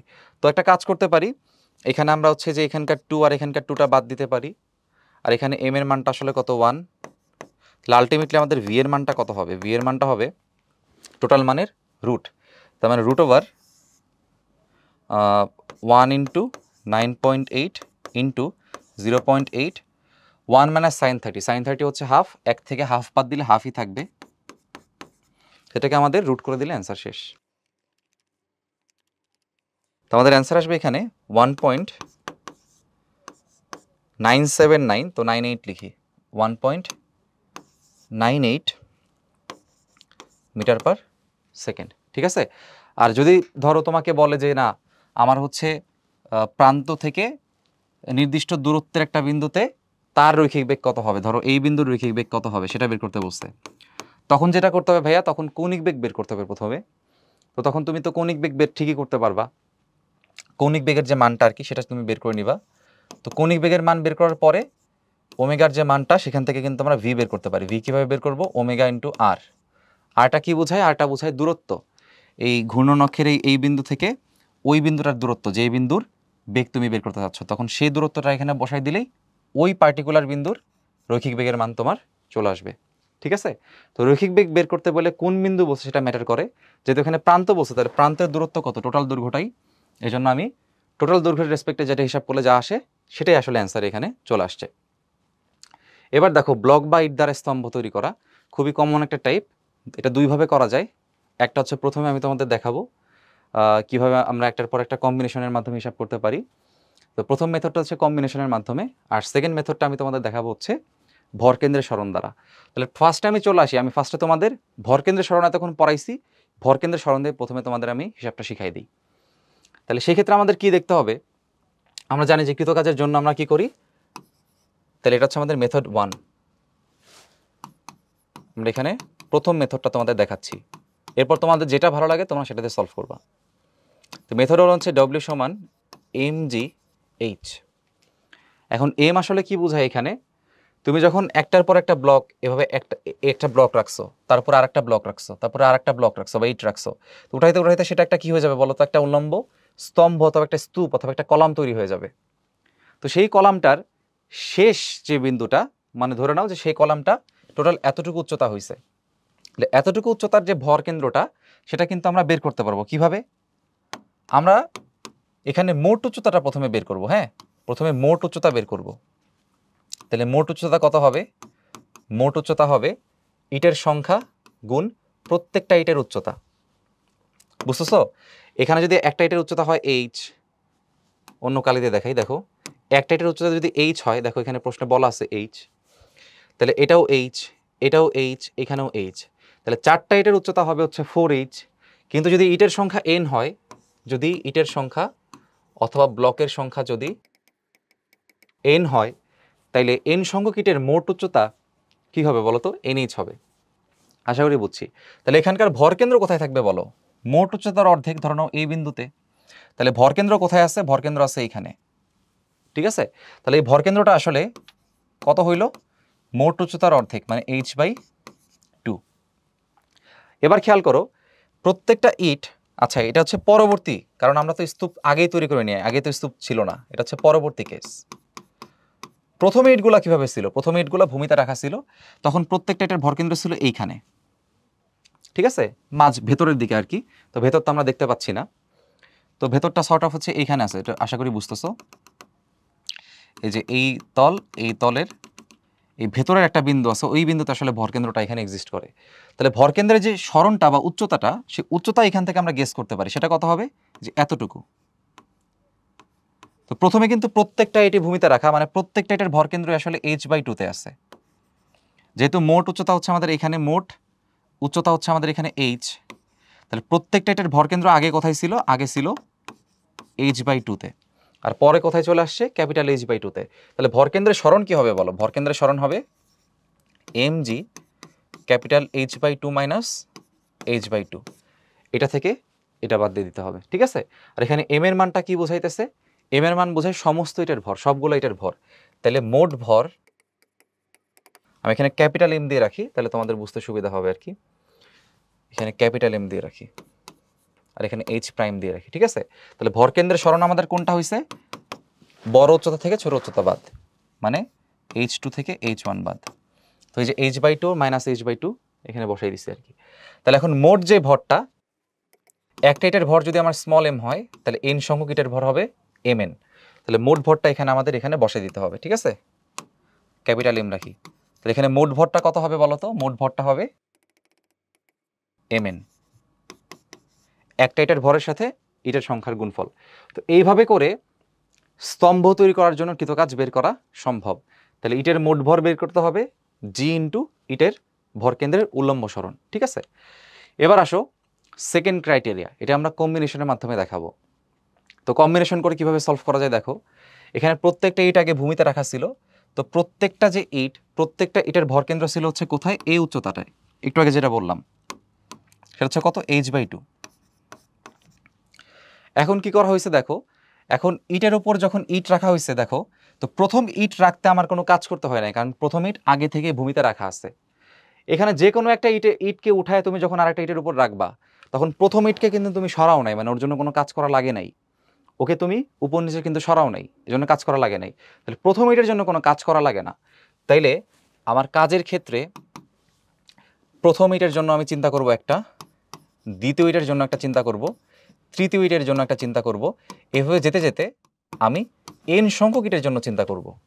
ঠিক আছে, এবার দেখো প্রথম ইটের জন্য কোনো কাজ করা লাগে নাই, তার কারণ কি প্রথম ইট যেখানে ছিল সেই প্রথম ইটটা সেইখানেই আছে, তাহলে প্রথম ইটের কোনো চেঞ্জ হয় নাই, উল্লম্ব কোনো সরণ হয় নাই, তাহলে প্রথম ইটের জন্য পরিবর্তন নাই, তার মানে সরণটা কত বলো তো 0, তাহলে 0টাকে আমি বলতে পারি 0H। ঠিক আছে, এবার আসো পরবর্তী যে ইটটা আছে সেকেন্ড ইটের জন্য কৃত কাজ। সেকেন্ড ইটটাকে যখন তুমি উঠাবা, এইটার উপর যখন এইটা উঠাই দিছো তখন চিত্রটা এমন দাঁড়াইছে আর কি, ঠিক আছে, এরকম একটা চিত্র দাঁড়াইছে। তো এইটার ভরকেন্দ্রটা কোথায় বলো, এইখানে, আর আগে ভরকেন্দ্র এইটার কোথায় ছিল, এইখানে ছিল, তার মানে এইখান থেকে কেন্দ্রটা কোথায় উঠছে, এইখানে উঠছে, তাহলে দেখো ভরকেন্দ্রের সরণ কতটুকু, সরণ হচ্ছে এতটুকু। তাহলে খেয়াল করো এইখানে একটা h/2, এইখানে একটা h/2, তো অর্ধেক আপেল মিলে কি একটা পুরা আপেল হয়, তাহলে h/2 মিলে কি হয়েছে, ভরকেন্দ্রের সরণ হয়েছে h। ঠিক আছে, তাহলে ভরকেন্দ্রের সরণ h মানে একটা h, সেটা কার জন্য, দ্বিতীয় ইটের জন্য, তাহলে দ্বিতীয় ইটের ভরকেন্দ্রের সরণ হচ্ছে একটা h। ঠিক আছে, তাহলে আমি লিখে রাখি এখানে যে প্রথম ইটের জন্য, প্রথম ইটের জন্য যে ভরকেন্দ্রের সরণটা সেটা হচ্ছে আমাদের কত, 0। ঠিক আছে, দ্বিতীয় ইটের জন্য কত বলো, দ্বিতীয় ইটের জন্য প্রথম ইটের জন্য কোনো চেঞ্জ হয় নাই, তার কারণ কি যেখানে ছিল সেখানে আছে, দ্বিতীয় ইটের জন্য দেখলা একটা h। ঠিক আছে, একটা h। একইভাবে দেখো তৃতীয় যে ইটটা আছে সেই তৃতীয় ইটটার ভরকেন্দ্রের সরণ যদি আমি চিন্তা করি যে ভরকেন্দ্রটা এখানে আছে, সেটাও এখানে h/2 আর এখানে h/2, কতটুকু উঠছে এখান থেকে, h উঠছে, তাহলে আগের একটা h আর পরের একটা h মিলে টোটাল h কত হইল, টোটাল h হইল 2h। তাহলে তৃতীয় ইটের জন্য ভরকেন্দ্রের সরণ কতটুকু, 2h, লিখে রাখলাম তৃতীয় ইটের জন্য ভরকেন্দ্রের যে সরণটা সেটা হচ্ছে 2h। ঠিক আছে, এই যে 2hটা।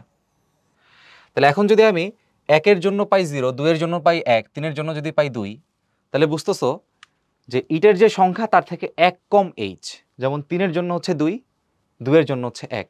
তাহলে বলো তো এইভাবে যেতে যেতে n সংখ্যক মানে nতম ইটের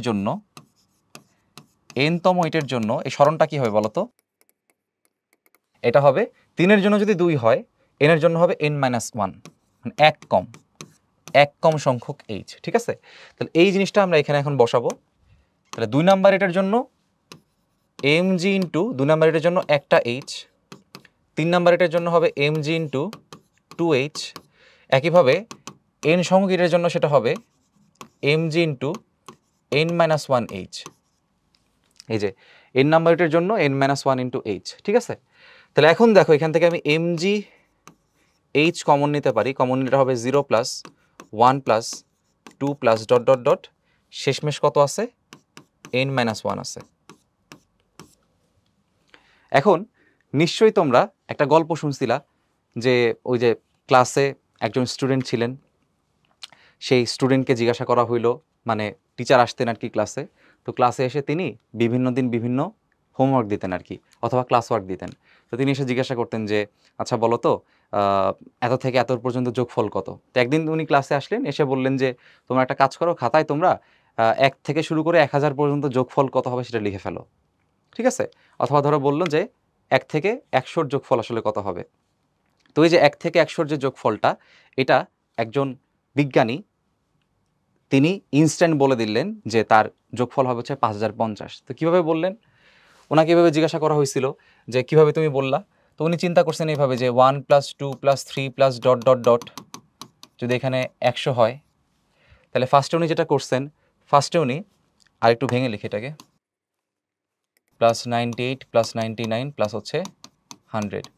তো উনি এভাবে চিন্তা করছেন যে দেখেন এখানে আপনার এই প্রথম 1-এর সাথে যদি আমি 100কে যোগ করি তাহলে সেটা হবে 101, সেটা কত হবে 101। এভাবে যদি আপনি 2-এর সাথে 99কে যোগ করেন সেটা হবে 101, যদি 3-এর সাথে আপনি 98 যোগ করেন সেটাও কত হবে 101।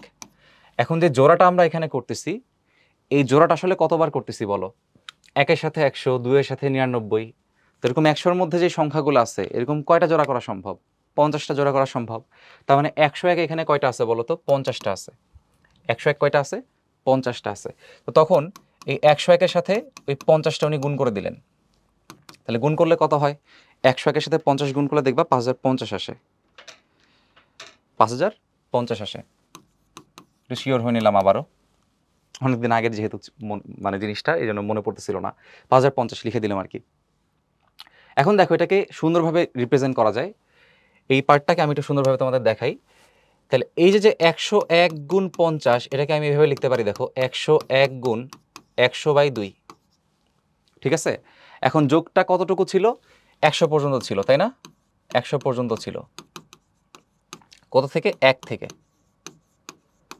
তাহলে 1 থেকে 100 পর্যন্ত যোগফল ছিল হচ্ছে এটা। তাইলে এই 100 যেটা আছে এটাকে আমি ধরতে পারি n, কারণ সবসময় তো আমাকে 100 পর্যন্ত যোগ করতে বলবে না, n সংখ্যা পর্যন্ত যোগ করতে বলবে, 50, 100, 1000, 2000 এরকম।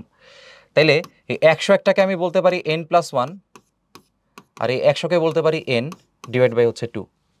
তার মানে n সংখ্যক স্বাভাবিক সংখ্যার যে যোগফল, ছোট ক্লাসে সূত্র পড়ছিলা যে 1 থেকে শুরু করে এরকম স্বাভাবিক সংখ্যার যোগফল n পর্যন্ত কত?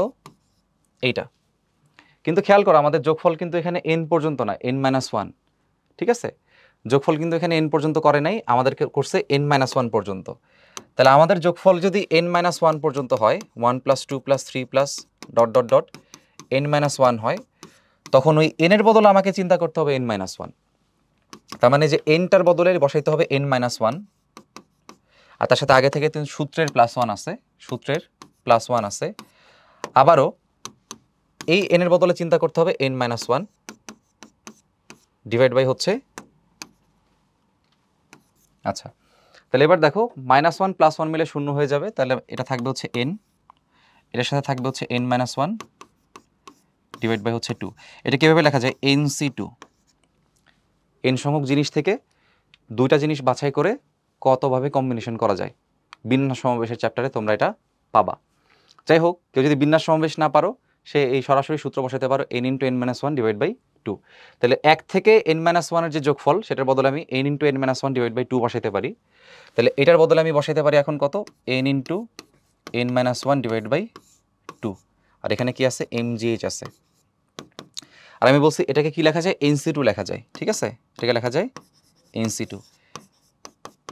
তো এটাকে তোমরা সরাসরি সূত্র আকারে কিন্তু ব্যবহার করতে পারো চাইলে, ঠিক আছে। কিছু বই আছে যে বইগুলোতে সরাসরি এটাকে সূত্র আকারে দেওয়া আছে। তো এভাবে করে আমরা আসলে এই ব্লকের উপর ব্লক রাখতে কৃতকাজ বের করতে পারি। তবে এই ক্ষেত্রে খেয়াল করো, প্রত্যেকটা ইটের যে ভর, আমি কিন্তু প্রত্যেকটা ইটের জন্য আলাদা আলাদা ছোট ছোট m ভর ইউজ করছি। তার মানে এখানে m এর যে মানটা, এই সূত্রে যে m এর মানটা, এই mটা কিন্তু একটি ইটের ভর, ঠিক আছে, একটি ইটের অথবা একটি ব্লকের ভর। আর এখানে যে প্রত্যেকটা h, সেটা হচ্ছে প্রত্যেকটা ইটের বা একটি ইটের উচ্চতা। তার মানে এই h এর মানটা হচ্ছে একটি ইটের উচ্চতা। এখানে কিন্তু মোট উচ্চতা বের করতে হয় নাই, হ্যাঁ। আর এখানে nটা কি বোঝায়? nটা বোঝা হচ্ছে ইটের সংখ্যা, ইট অথবা ব্লকের সংখ্যা।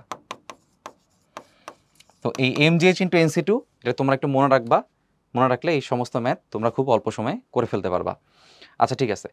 আর আগের ম্যাথে কিন্তু আমরা টোটাল ভর বের করছিলাম, এই ম্যাথে হচ্ছে একটা ইটের ভর বের করছি। তো কোনটা কি একটু ভালো করে বুঝে নিয়ে মনে রাখতে হবে, যে কোনো একটা দিয়ে সলভ করলেই হবে, সমস্যা নেই। এবার চলো আমরা এই ইট অথবা ব্লক দ্বারা হেলানো তলের জন্য কনসেপ্টটা দেখি। তার আগে একটা কাজ করা যায়, আমরা হেলানো তল দেখার আগে একটা ম্যাথ প্র্যাকটিস করে নিই। তাহলে দেখো 0.2 মিটার উচ্চতা বিশিষ্ট ঘনকাকৃতির 10টি ইটকে একটির উপর একটি সাজিয়ে স্তম্ভ তৈরি করতে, তাহলে কয়টা ইট? 10টা। এন এর মান হচ্ছে 10। স্তম্ভ তৈরি করতে অভিকর্ষ বলের বিরুদ্ধে কৃত কাজ কত? প্রতিটি ইটের ভর বলছে 2 কেজি। তাহলে যেহেতু এখানে সবগুলো একটা একটা ইটের ইনফরমেশন, তাহলে আমি চাইলে আমাদের যে ছোট্ট সূত্রটা ছিল, ছোট্ট সূত্র কোনটা ছিল ভাইয়া?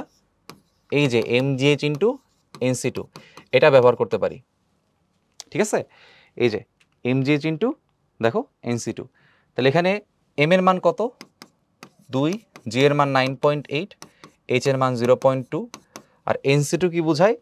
nc2 বোঝায় হচ্ছে সংখ্যা হচ্ছে 10, কম্বিনেশন হচ্ছে 2, ঠিক আছে, 10c2। এটাকে চাইলে কিভাবে মনে রাখতে পারো? ওই যেটা দেখাছিলাম n × n-1 divide by 2, n × n-1 divide by 2, ঠিক আছে। তাহলে এইভাবে মান বসে দিতে পারো চাইলে এখানে। এই 10c2-র বদলে কেউ যদি যাও হাতে যদি বের করতে চাও, তাহলে এখানে কয় আছে? 2 আছে, তাহলে 1 × 2, আর এখানে 10 থেকে কমাই দিতে হবে, 10 × 9, এটা হচ্ছে এটার মান। তাহলে কত আসে এটা? 5 নং 45, টেনসিটির মান আসবে 45। তাহলে অ্যান্সার কত হবে? 2 × 9.8 × 0.2 × 45। তাহলে অ্যান্সারটা বের করে ফেলি, 2 × 9.8 × 0.2 × 45। অ্যান্সার আসবে 176.4 জুল। আশা করি বুঝছি সবাই। এবার চলো আমরা হেলানো তলের কনসেপ্টটা দেখে নিই। তো ব্লক বা ইট দ্বারা সবসময় যে আসলে উল্লম্বভাবে হিসাব করতে হয় বিষয়টা এমন না। ব্লক বা ইটকে আমরা চাইলে একটা কোনাকুনি বরাবর একটা স্তম্ভ রেখেও হিসাব করতে পারি, সেটা একটু দেখাবো। দেখো হেলানো স্তম্ভের জন্য, তো মনে করো একটা স্তম্ভ আমার কাছে আছে, কিন্তু এই স্তম্ভকে আমি এভাবে উল্লম্বভাবে রাখবো না। কিভাবে রাখবো? এটাকে আমরা হেলানো তলে রাখবো, ঠিক আছে? আচ্ছা, আর এটাকে কি করতে হবে? এখানে ধরো একটার পর একটা ইট আছে, মানে ধরো এটা একটা ব্লক, ধরে নাও এটার বর্গক্ষেত্র আর কি। তো ধরে নাও এখানে এই বরাবর একটা ব্লক আছে, এই বরাবর একটা ব্লক আছে, এই বরাবর একটা ব্লক আছে, ধরে নাও 4টা ব্লক আছে, ধরে নাও সবগুলো হচ্ছে বর্গাকৃতির। তাহলে এই 4টা ব্লক যখন এখানে রাখা আছে, এটাকে এইভাবে হেলানো তলে রাখতে কি পরিমাণ কাজ করতে হবে, ঠিক আছে? এখন আমরা জানি ভরকেন্দ্র আসলে কোথায় অবস্থিত, বলো? ভরকেন্দ্র হচ্ছে অবস্থিত এই সব বিন্দুতে, রাইট? আচ্ছা, যেহেতু ভরকেন্দ্র এই সব বিন্দুতে অবস্থিত, তাহলে এই সব বিন্দু দ্বারা আমি আরেকটা লাইন এখানে চিন্তা করতে পারি। সেই লাইনটা হচ্ছে এরকম, ধরে নাও এইটা, ঠিক আছে? তাহলে আমার ভরকেন্দ্র আসলে কোথায় আছে, এটার ভরকেন্দ্র বুঝতেছো, এটা দেখে বোঝা যায় এখানে দুইটা, এখানে দুইটা, তাহলে ভরকেন্দ্রটা সর্ট অফ এইখানে অবস্থিত। তাহলে আমি যদি এখন ভরকেন্দ্রের এই সরণটা বের করতে চাই, যদি এই সরণটা বের করতে চাই, এই এইচ এর মানটা যদি আমি বের করতে চাই, তাহলে আমার কিন্তু এই টোটাল অতিভুজটার মানই লাগবে। এখানে আমি এটাকে আর নগণ্য চিন্তা করতেছি না, ঠিক আছে? যখন এই মানটা বড় হবে তখন এটা কিন্তু আর নগণ্য হবে না, একটা মান থাকবে, সেই মানটা বের করে নিতে হবে। তো আমি যদি ধরে নেই যে এখানে আমার এই তলটাকে আমি থিটা কোণে আনত অবস্থায় রাখছি, এখন যেহেতু প্রত্যেকটাকে আমরা বলছি হচ্ছে, তো ধরে নিচ্ছে যে থিটা কোণে এভাবে আনত করা আছে, আর যেহেতু আমরা এগুলোকে বলছি হচ্ছে কি বর্গক্ষেত্র, তাহলে বর্গক্ষেত্র এখানে হচ্ছে 90 ডিগ্রি। তাহলে এটা যদি 90 ডিগ্রি হয়, এটা যদি থিটা হয়, তাহলে এই কোণটা কত হবে বলো তো? মোট মান হচ্ছে আমরা জানি 180 ডিগ্রি। তাহলে যদি এখানে 90 থাকে আর এখানে যদি থিটা থাকে, তাহলে বুঝো এটা 90, তার মানে বাকি এই দুটা মিলে হচ্ছে 90, তাই না? তার মানে এটা যদি 90 ডিগ্রি হয়, তাহলে বাকি দুটো মিলে যদি 90 হয়, মানে থিটা প্লাস এটা মিলে 90, তাহলে এই কোণটা কত হবে? 90 থেকে বাদ দিলে যা থাকবে তা। তাহলে এই কোণটার মান হবে 90 ডিগ্রি মাইনাস থিটা। এই কোণটার মান হবে 90 ডিগ্রি মাইনাস থিটা। এবার প্রত্যেকটা ব্লকের দৈর্ঘ্য যেহেতু আমরা সমান সমান ধরতেছি, তাহলে এটার দৈর্ঘ্য এ, এটার দৈর্ঘ্য এ, এটার দৈর্ঘ্য এ, এটার দৈর্ঘ্য এ, এটার দৈর্ঘ্য এ, সবার দৈর্ঘ্য হচ্ছে এখানে এ। তাহলে বলো আমাকে যে এই দৈর্ঘ্যের মানটা আসলে কত হবে? তো আমি এখানে একটা ত্রিভুজ সিস্টেম ধরে নেই। আমি ধরে নিলাম যে এখানে একটা ত্রিভুজ আছে, ত্রিভুজটা দিলাম ধরো এটা হচ্ছে এ বি সি ত্রিভুজ, ঠিক আছে?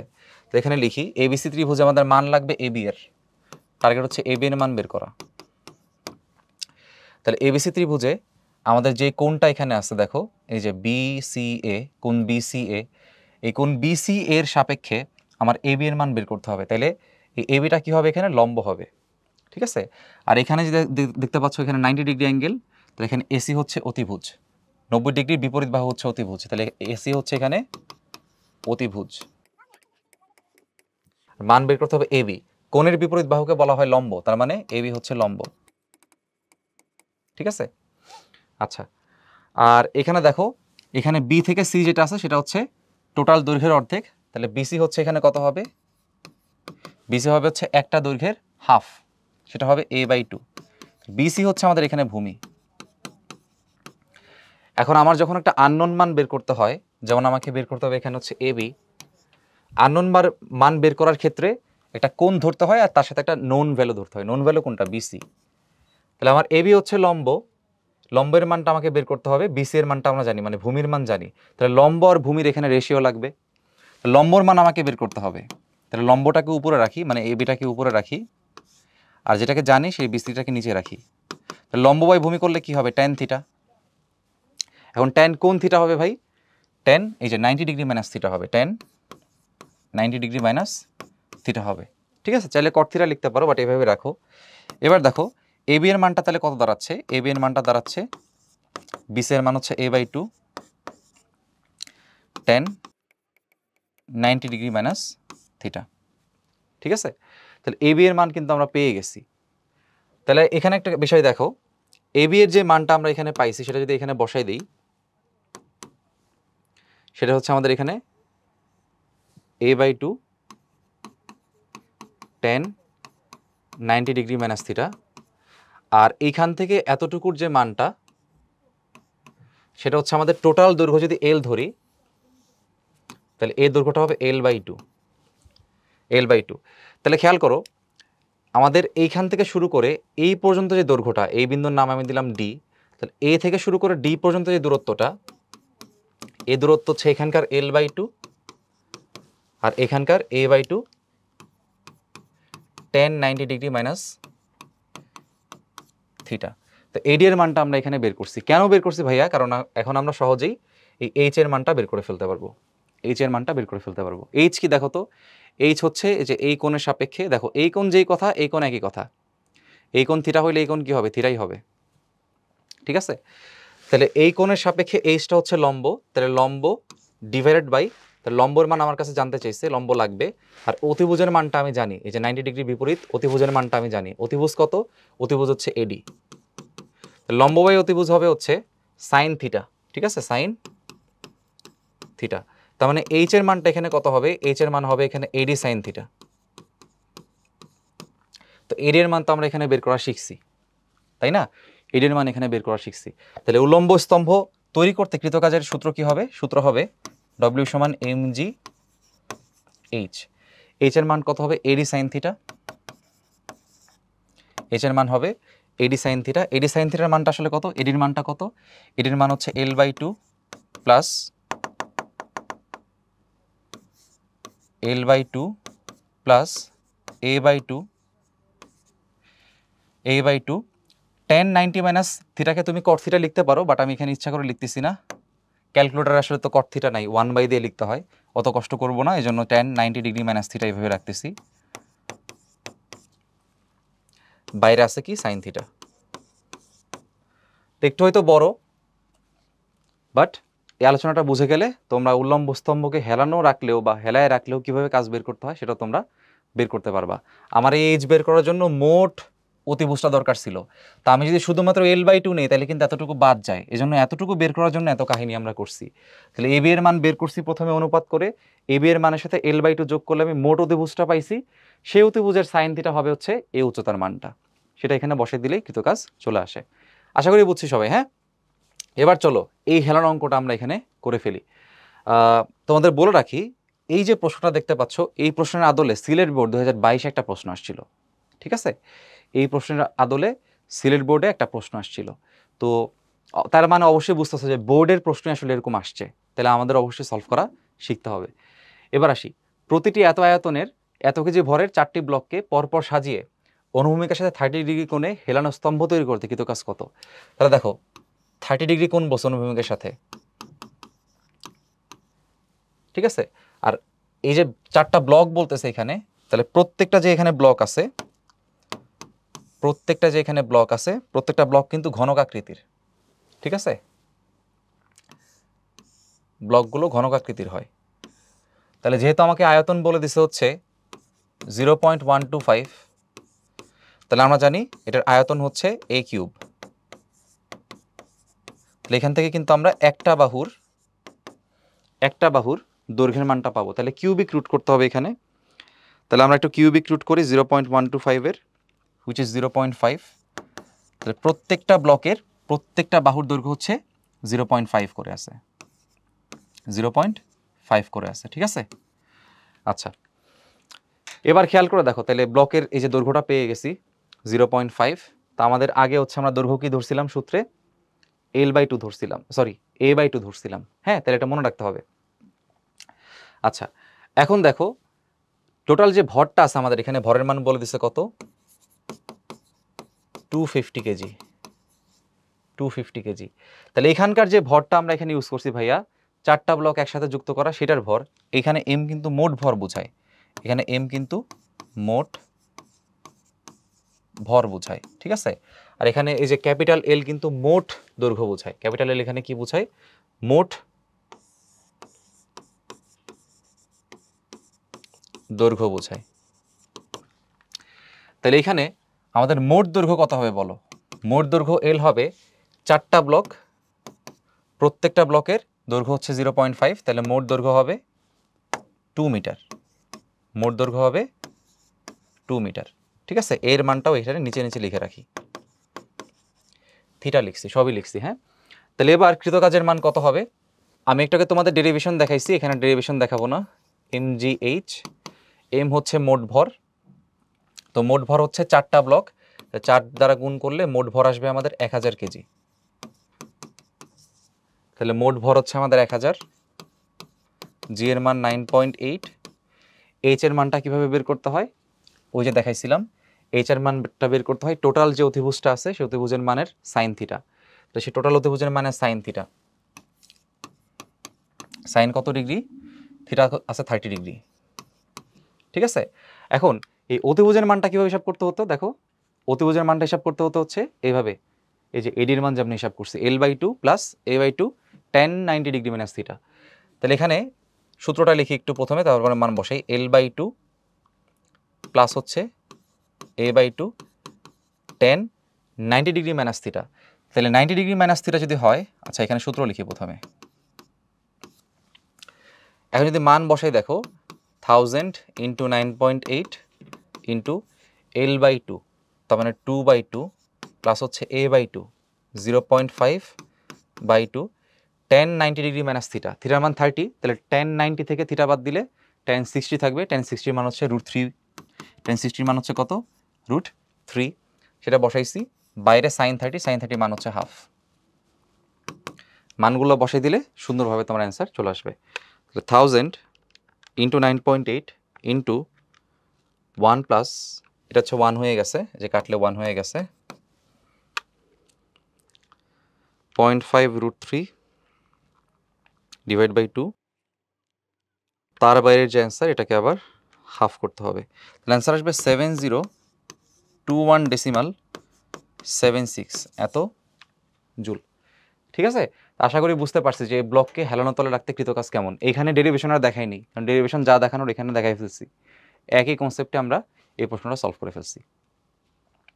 এবার দেখো, এত কেজি ভরে এত দৈর্ঘ্যের শিকল টেবিলের উপর অবস্থান করতেছে, শিকলের 1/4 অংশ টেবিলের কিনারায় ঝুলে আছে, তাহলে ঝুলন্ত অংশকে উপরে তুলতে কৃতকাজ কত? তাহলে আমরা কি শিখছিলাম? কৃতকাজ হচ্ছে mgh। এখন এম হচ্ছে যতটুকুকে তুলে ফেলা হয়, মানে কার্যকর ভর, যতটুকু নিয়ে কাজ করা হয় ততটুকু। একটু আগে যা শিখছি আমরা সবগুলা কিন্তু পুরা ভর নিয়ে কাজ করা হচ্ছিল, বাট এখানে পুরা ভর নিয়ে কিন্তু কাজ করা হচ্ছে না। তার কারণ কি? শুধুমাত্র ঝুলন্ত অংশকে উপরে তুলতে হবে, আর ঝুলন্ত অংশ কতটুকু? 1/4 অংশ, ঠিক আছে। এখানে এম কিন্তু মোট ভর হবে না, এখানে এম হবে যতটুকু ভরকে নিয়ে কাজ করা হচ্ছে, মানে কার্যকর ভর, যে ভরকে নিয়ে কাজ করা হয়, কার্যকর ভর, ঠিক আছে। আর এইচ তো বুঝোই, ভরকেন্দ্রের সরণ। এখন দেখো, এখানে কার্যকর ভরের মান আসলে তাহলে কত হবে? যতটুকু ঝুলে আছে তার ভর, তাহলে মোট ভর হচ্ছে আমাদের 5 কেজি, তাহলে যতটুকু ঝুলে আছে এতটুকুর ভর কত হবে? এতটুকুর ভর হবে, লিখে ফেলি, ঝুলন্ত অংশের কার্যকর ভর m সমান মোট ভরের 4/1, that means 5/4, which is 1.25 KG, ঠিক আছে। তাহলে m এর মান আমরা বুঝলাম 1.25 হবে, g এর মান 9.8, h এর মানটা এখন বের করতে হবে, ভরকেন্দ্রের সরণ কতটুকু হয়েছে। তাহলে টেবিলের উপরে যখন চেনটা ছিল তখন তার ভরকেন্দ্র ছিল হচ্ছে ধরো এইখানে, এই যে ধরে নাও এইখানে আছে, সাপোজ এইখানে আছে, মানে এটা হচ্ছে আমাদের ভূমি চিন্তা করতে হবে, তাইলে ইনিশিয়াল অবস্থা চিন্তা করতে হবে। তো ইনিশিয়াল অবস্থান থেকে তার ভরকেন্দ্র যখন এইভাবে ঝুলন্ত অবস্থায় আছে, তাকে যখন তুমি টেনে তুলছো, তার মানে তুমি চেইনের এই ঝুলন্ত অংশের যে ভরকেন্দ্র তাকে তুমি টেনে কতটুকু তুলছো? এতটুকু তুলছো। চেইনের উপরে তুলতে কি, চেইনটাকে যখন তুমি টেবিলের উপরে তুলে ফেলবা তখন এই অংশটা কোথায় উঠছে? উপরে উঠছে। কিন্তু আমি জানি যে পুরা দৈর্ঘ্য নিয়ে হিসাব করতে হয় না, হিসাব করতে হয় ভরকেন্দ্র নিয়ে। তাহলে ভরকেন্দ্র কতটুকু উঠছে? ভরকেন্দ্র উঠছে এতটুকু, ঠিক আছে? তাহলে এবার দেখো কতটুকু ঝুলেছিল ভাইয়া, 1/4 অংশ, মানে মোট দৈর্ঘ্যের 4/1 হচ্ছে ঝুলেছিল, মানে L/4। মোট দৈর্ঘ্য যদি L হয়, L/4 অংশ ঝুলে আছে। কিন্তু এই যে এতটুকু যতটুকু সে উঠছে, এটা আসলে কত বলো? এটা আসলে এটারও কি হাফ। তাহলে L/4 এর হাফ কত? L/4 এর হাফ হচ্ছে L/8। তাহলে L এর মানটা কত আমাদের? L এর মান হচ্ছে আমাদের 3, মোট দৈর্ঘ্য যেহেতু 3, তাহলে 3/8 মিটার। তাহলে H এর মানটা আমরা পেয়ে গেছি, H এর মান হচ্ছে 3/8। এখন ক্যালকুলেশন করলেই অ্যান্সার চলে আসবে।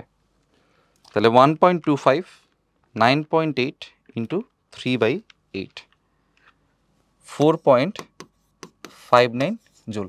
তো এগুলোর জন্য আলাদা সূত্র মুখস্থ করা দরকার নেই, ঠিক আছে? সূত্র ডিরাইভ করে করে আলাদা সূত্র মুখস্থ করা দরকার নেই। সূত্র মুখস্থ একটা করা যায় যে আমার ঝুলে থাকা অংশের ভর যদি n 1/n অংশ হয়, তাহলে ভর হবে, কার্যকর ভর হবে m/n, আর এখানে g। আর ঝুলে থাকা অংশ যদি 1/n অংশ হয়, তার মানে 1/n অংশের অর্ধেকটা হচ্ছে ভরকেন্দ্রের সরণ। তো অর্ধেকটা কত হবে? L/n এর কি অর্ধেক, মানে L/2n। তখন সূত্র কি দাঁড়ায়? সূত্র দাঁড়ায় হচ্ছে mgl divide by 2n n square. এটা চাইলে মুখস্থ রাখতে পারো, কিন্তু কথা হচ্ছে কি ভাই, এত কিছু না আসলে মুখস্থ থাকবে না। এখন পড়তেছো, ভাল লাগতেছে, কিন্তু এত কিছু মুখস্থ থাকবে না। এই জন্য যেটা হচ্ছে আমাদের মূল জিনিস, যে কার্যকর ভর গুণ জি গুণ ভরকেন্দ্রের সরণ, মূল জিনিসটা মনে রাখো, এগুলা এমনি তোমার মনে থাকবে, ঠিক আছে? আলাদা কষ্ট করে মুখস্থ করার কোনো দরকার নেই। এবার দেখো 1.5 মিটার দৈর্ঘ্যের নগণ্য ভরের সুতার এক প্রান্তে 2 কেজি ভরের বস্তু যুক্ত করে বস্তুকে উলম্ব তলে ঘোরানো হচ্ছে। তাহলে বস্তুর গতির সর্বনিম্ন বিন্দু থেকে সর্বোচ্চ বিন্দুতে উঠতে অভিকর্ষের বিরুদ্ধে কৃত কাজ কত? তো খুবই চমৎকার একটা প্রশ্ন এটা। এটা হচ্ছে আমার সেই নগণ্য ভরের সুতায় বেঁধে ধরো বৃত্তাকার পথে কেউ ঘুরতেছে। নগণ্য ভরের সুতা কোনটা? ধরে নাও এটা, ঠিক আছে?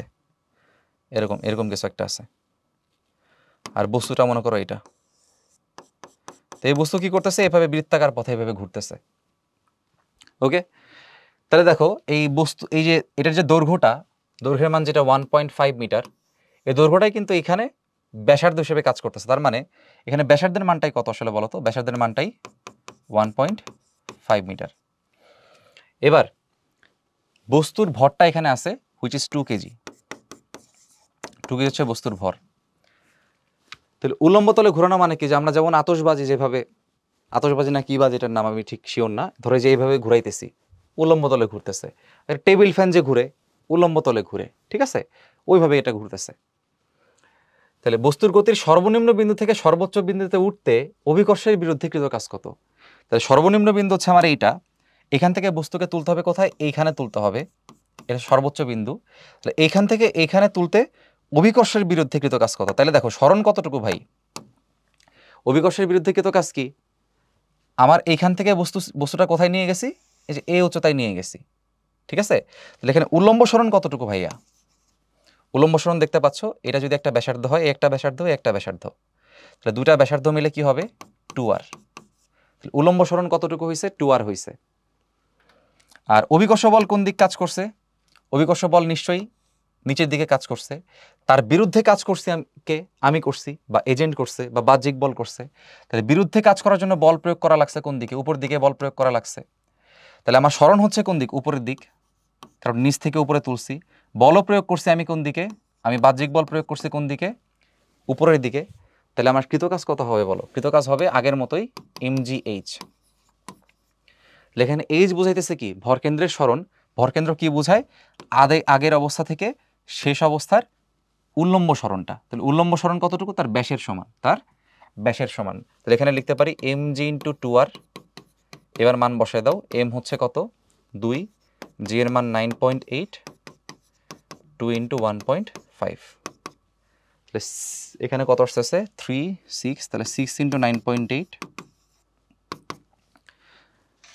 58.8 আসবে সম্ভবত। 6 ইন্টু 9.8, হ্যাঁ 58.8।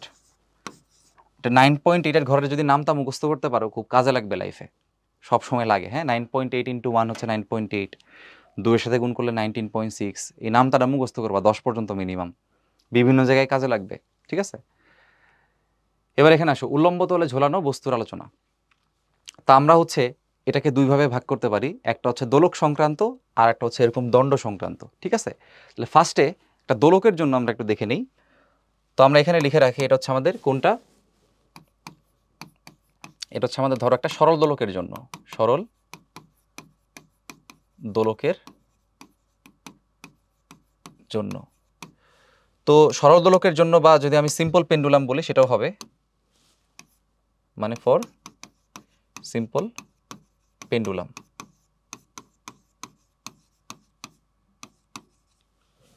এখন এই পেন্ডুলামের ক্ষেত্রে একটা ডেফিনেশন আছে, ডেফিনেশনটা হচ্ছে যে পেন্ডুলামের যেই সুতাটা থাকে, যেই সুতার মাধ্যমে আসলে সে দুলতে থাকে, সেই সুতার ভরটা ববের তুলনায়, ববটা মানে কি যে দুলতে থাকে যে বস্তুটা, সেই ববের তুলনায় পেন্ডুলামের যে ভরটা থাকবে সেটা, সরি সুতার যে ভরটা থাকবে সেটা নগণ্য থাকবে। তার মানে সুতার ভরটাকে আমি ইগনোর করলেও হবে, আর যার ভর নাই তার ভর কেন্দ্র নিয়ে আমার মাথা ব্যথা নাই।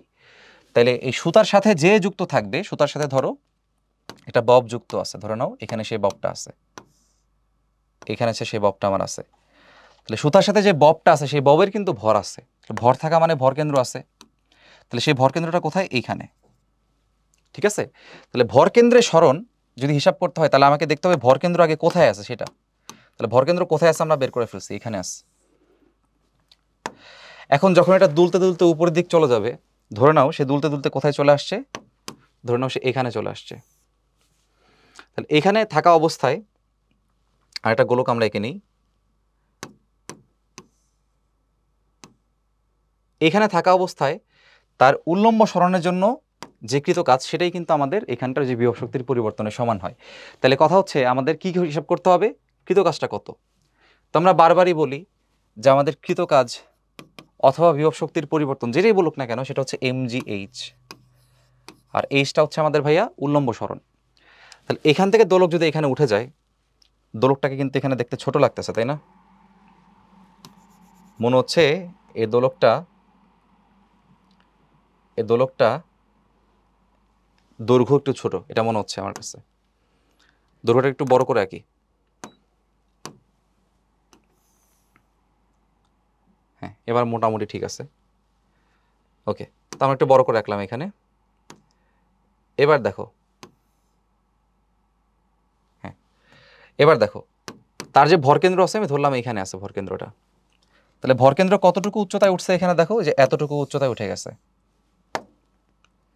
লাইন দিয়ে দেখাই, এতটুকু উচ্চতায় উঠে গেছে।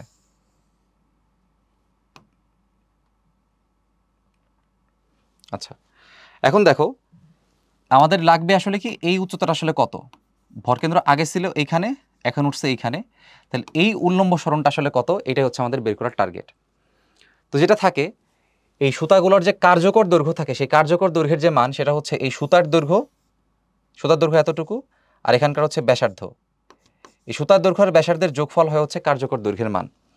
তো সুতার দৈর্ঘ্য আমি স্মল এল বললাম, ব্যাসার্ধ বললাম হচ্ছে স্মল আর। তাহলে সিম্পল পেন্ডুলামের যে কার্যকর দৈর্ঘ্য হবে সেটা হবে স্মল এল প্লাস স্মল আর। তাহলে কার্যকর দৈর্ঘ্যের যে মানটা হবে সেটা হচ্ছে স্মল এল প্লাস আর। এখন দেখো এটা যখন এখান থেকে এখানে উঠে গেছে, আমি টোটালটা মিলে ধরলাম ক্যাপিটাল এল, তাহলে টোটালটা মিলে আমার কত হবে, ক্যাপিটাল এল হবে। তাহলে এখানেও সেটা কত আছে বলো তো, ক্যাপিটাল এল আছে, কারণ এটাই কিন্তু দুলতে দুলতে এখানে চলে গেছে, এটাই দুলতে দুলতে এখানে চলে গেছে। এখন এখানে দুই রকম সরণ হয়েছে, একটা অনুভূমিক সরণ উল্লম্ব সরণ, আর একটা আছে কৌণিক সরণ। তো ধরে নাও আমাদের এখানে কৌণিক সরণ হয়েছে থিটা। এখন আমাকে যদি এইচ বের করতে হয় ভাই, তাহলে মোট উচ্চতা থেকে বা মোট দৈর্ঘ্য থেকে আমাকে এই উপরের অংশটা বাদ দিতে হবে, তাইলে কিন্তু আমি নিচের অংশটা পেয়ে যাব। আবারও বলি, এইচ এর মান বের করার জন্য মোট থেকে উপরেরটা বাদ দিতে হবে। সো মোট হচ্ছে আমাদের এল, তাহলে উপরের মানটা কত সেটা আমাকে বের করতে হবে। উপরের মানটা কত দেখো, এটা যদি এল হয়, যার সাথে থিটা আছে সেই বাহুকে আমি বলতে পারি কস থিটা, এটা হবে এল কস থিটা। তাহলে এইচ এর মানটা কি দাঁড়াচ্ছে, এইচ এর মান দাঁড়াচ্ছে মোট এল থেকে এল কস থিটা বিয়োগ, মোট এল থেকে এল কস থিটা বিয়োগ। তাহলে এটাকে আমরা লিখতে পারবো এল কমন নিলে 1 মাইনাস কস থিটা। ঠিক আছে, এবার আরেকটা বিষয় দেখো, এমন হইতে পারে তোমাকে বলতে পারে প্রশ্নে যে অনুভূমিক সরণ হয়েছে এক্স পরিমাণ। ঠিক আছে, ওই ক্ষেত্রে কেমন হিসাব করবা, করা যায়, এক্স এর মান দিয়ে দিচ্ছে, এল এর মান আছে, ওইখান থেকে থিটা বের করে এইভাবে বের করা যাবে, তাই না? কারণ কি ভাই, দেখো এক্স এর মান যদি দিয়ে দেয় প্রশ্নে, তাহলে এক্স বাই এল করলে, লম্ব বাই অতিভুজ করলে সেটা কত আসবে? লম্ব বাই অতিভুজ করলে সেটা হচ্ছে সাইন থিটা আসবে। তো এখান থেকে থিটার মান বের করে এখানে বসাইলেই কিন্তু কাজ হবে। তবে আমি চাচ্ছি সরাসরি তোমরা শিখো, ওটাও শিখে রাখো।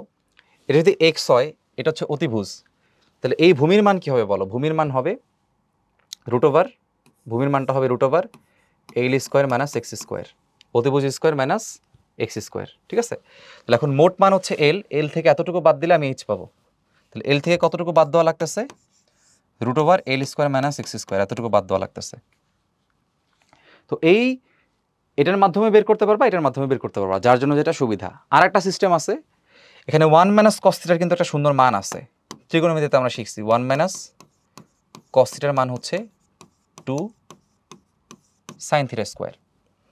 তাহলে এখানে এটাও লিখতে পারবা যে এল এর বদলে এল লিখলাম, 1 মাইনাস কস থিটার বদলে লিখলাম 2, কৃত কাজের যে মানটা হবে ডব্লিউ সমান এম জি এইচ, এখানে এইচ এর মানটা আমি লিখতে পারবো, একটা লিখতে পারবো এল মাইনাস রুট ওভার এল স্কোয়ার মাইনাস এক্স স্কোয়ার, একটা লিখতে পারবো এম জি এল 1 মাইনাস কস থিটা, এই যে এইচ এর বদলে L into 1 minus cos theta বসাই দিছি।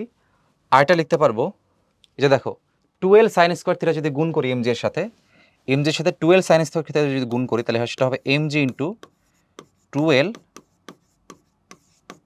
Sign theta square. তো এমসিকিউতে সরাসরি এগুলো সূত্র আকারে কিন্তু চাইলে দিতে পারে, যদি খুব কঠিন প্রশ্ন করার ইচ্ছা থাকে সেই ক্ষেত্রে দিতে পারে।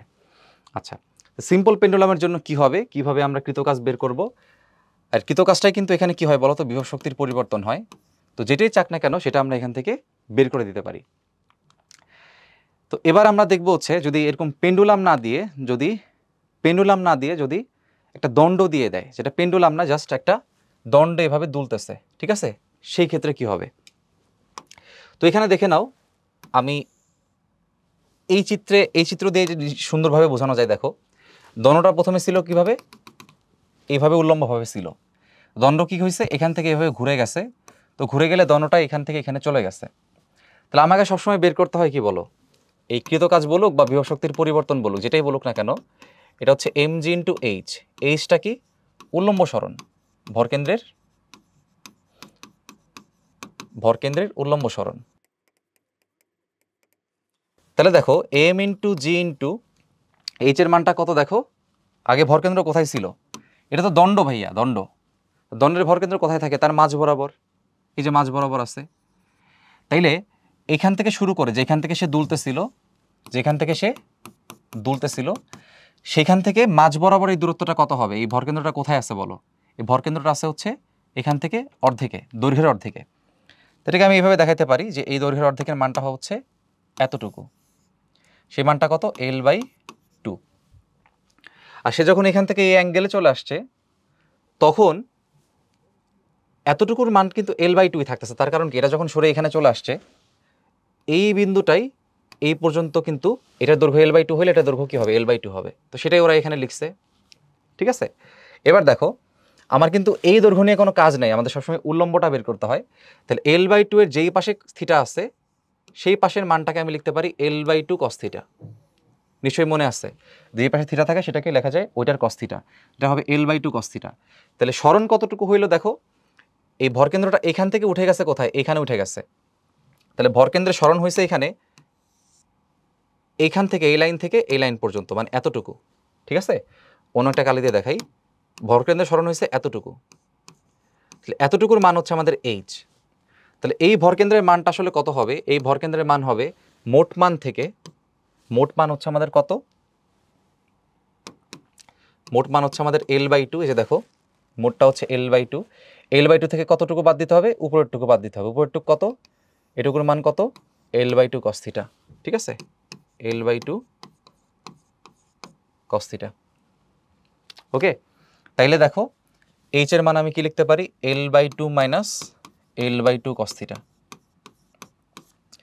কমন নাও, mg L/2 কমন নিলে এটা হবে 1 মাইনাস cos থিটা, ঠিক আছে? তাহলে আশা করি আমরা এই জিনিসটা বুঝতে পারছি। Okay fine. তবে খেয়াল করতে হবে এখানে থিটা কিন্তু এই কৌণিক সরণ বোঝাইছে, ঠিক আছে? থিটা কি বোঝাইছে এখানে বলো তো? কৌণিক সরণ,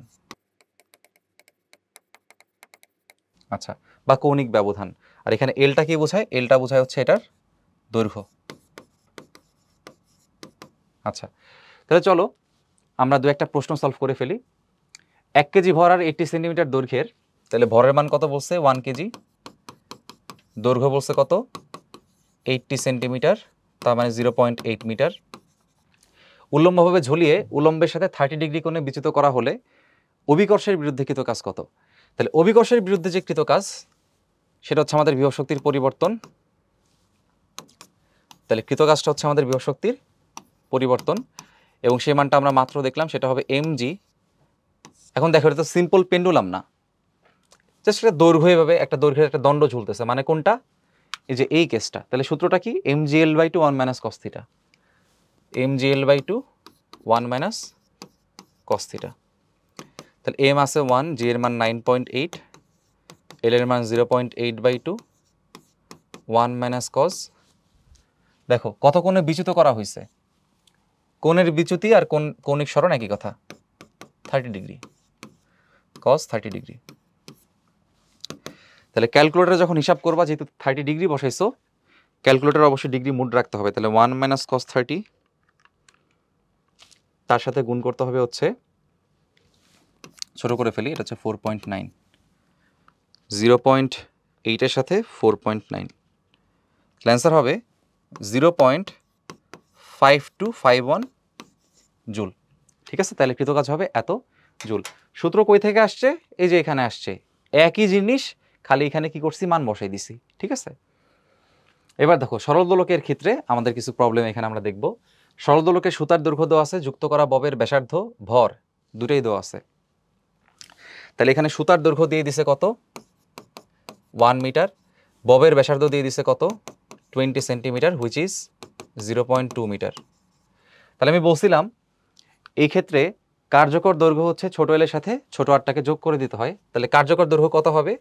কার্যকর দৈর্ঘ্য হবে 1 + 0.2, দুটাকে যোগ করছি, হুইচ ইজ 1.2 মিটার। আচ্ছা, একটা কাজ শেষ। এবার দেখো ববের যে ভর সেটা বলে দিচ্ছে কত? 2 কেজি।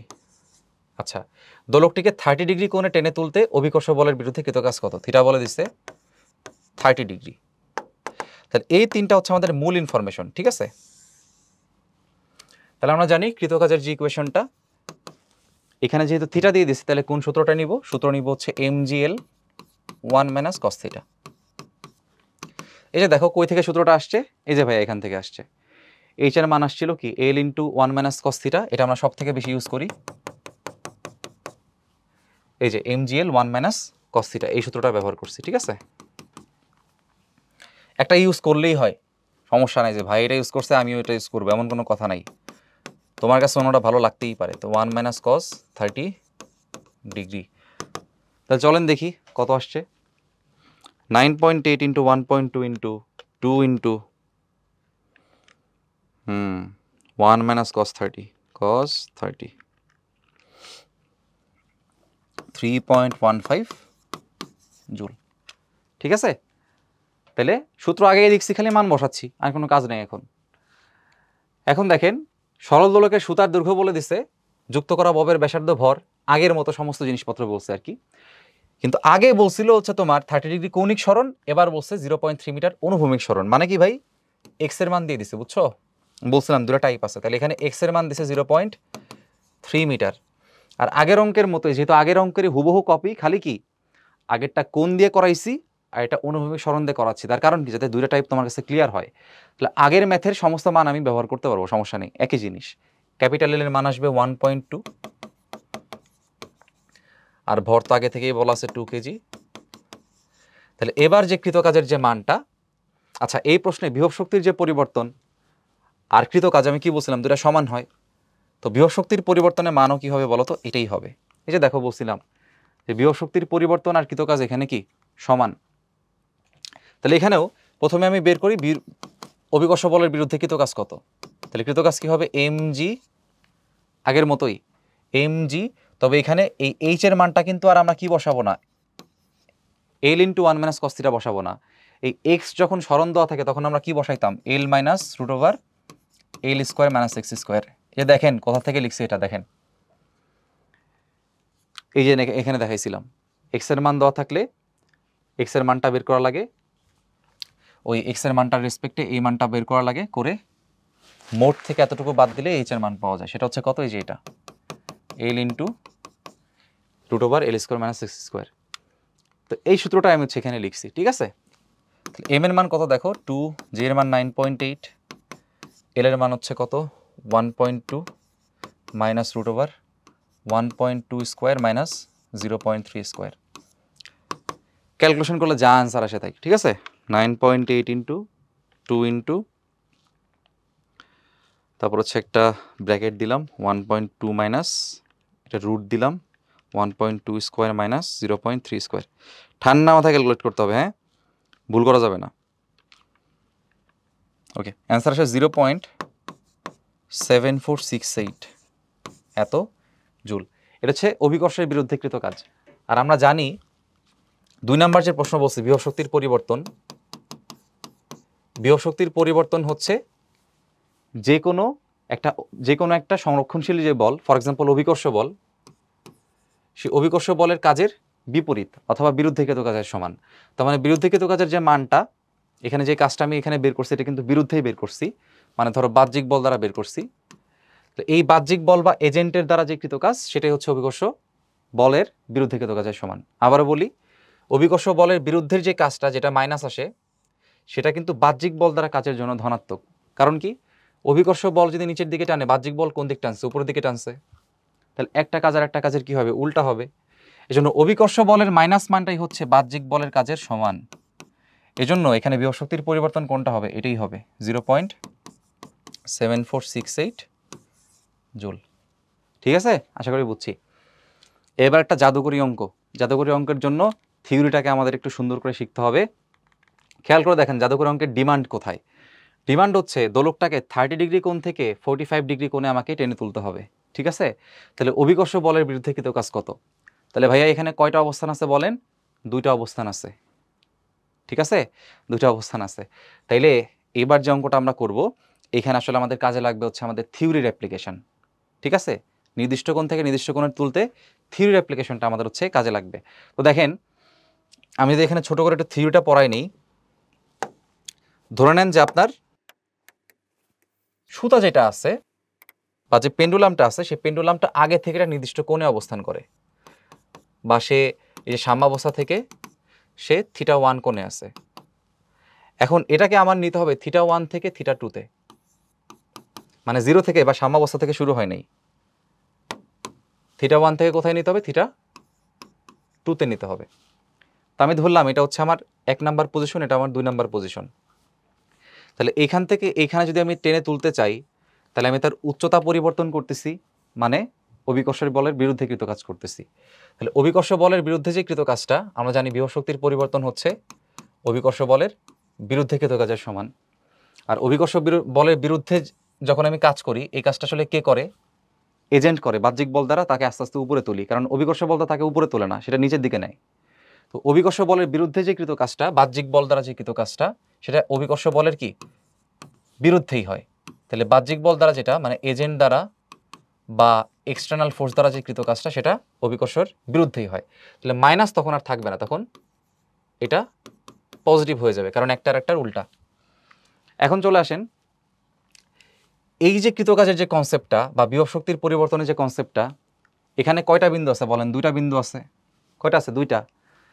তাহলে এই বিভব শক্তির যে পরিবর্তনটা সেটা কি হবে? শেষ বিভব শক্তি মাইনাস আগের বিভব শক্তি, তাই না? তাহলে এখন বলো, শেষ বিভব শক্তির জন্য আমি কি করতে পারি? শেষ বিভব শক্তি হচ্ছে কত কোণের জন্য? θ2-তে। শেষ বিভব শক্তি হচ্ছে θ2 এর জন্য। তো θ2 এর জন্য আসলে কি শিখছি আমরা? θ2 এর জন্য শিখতে হবে, মানে মান বের করতে হবে হচ্ছে mgl 1 মাইনাস কস θ2, ঠিক আছে। আর E1 কোনটা? E1 হচ্ছে এ অবস্থান, এ অবস্থানের জন্য কোন কোনটা দেখো? θ1। তাহলে ওর জন্য লিখতে হবে mgl 1 মাইনাস কস θ1 সমান সমান হচ্ছে এই যে কৃতকাজের মান, বাহ্যিক বল দ্বারা কৃতকাজের মান, ঠিক আছে। আচ্ছা, তাহলে এখন আমি কি লিখতে পারি দেখো, এখানে যদি বাহ্যিক বল দ্বারা কৃত কাজ লিখি, এটা হবে mgl কমন নিলে 1 মাইনাস কস থিটা 2 মাইনাস এখানে 1 মাইনাসে মাইনাসে প্লাস হয়ে কস থিটা 1। তাহলে এই 1 বাদ গিয়ে সূত্র দাঁড়াচ্ছে mgl cos theta 1 minus cos theta 2। ঠিক আছে, এটা হচ্ছে বাহ্যিক বল দ্বারা কৃত কাজের সূত্র। সুন্দর করে খাতায় লিখে রাখেন। থিটা 1 কি বোঝায় এখানে? এখানে থিটা 1 বোঝায় আদি যে কোণটা থাকবে বা আদি কৌণিক অবস্থান থাকবে, আদি কৌণিক অবস্থান। আমি সংক্ষেপে এখানে জাস্ট কোণ লিখে রাখলাম। আর থিটা 2 হচ্ছে শেষ কৌণিক অবস্থান, সংক্ষেপে আমি এখানে কোণ লিখে রাখলাম। এটা হচ্ছে বাহ্যিক বল দ্বারা কৃত কাজ অথবা বিভব শক্তি পরিবর্তন, যেটাই বলুক না কেন ভাই, এটাই হচ্ছে সেটার মান। আশা করি বুঝছি। এবার চলেন এই অঙ্কটা আমরা করে ফেলি। তাহলে দোলককে 30 ডিগ্রি থেকে কোথায় তুলবো? 45 ডিগ্রিতে তুলবো। তার মানে থিটা 1 হচ্ছে 30 ডিগ্রি আর থিটা 2 হচ্ছে আমাদের 45 ডিগ্রি। কার্যকর দৈর্ঘ্য দেওয়া আছে 1.2, যুক্ত করা ববের ভর দেওয়া আছে 2 কেজি।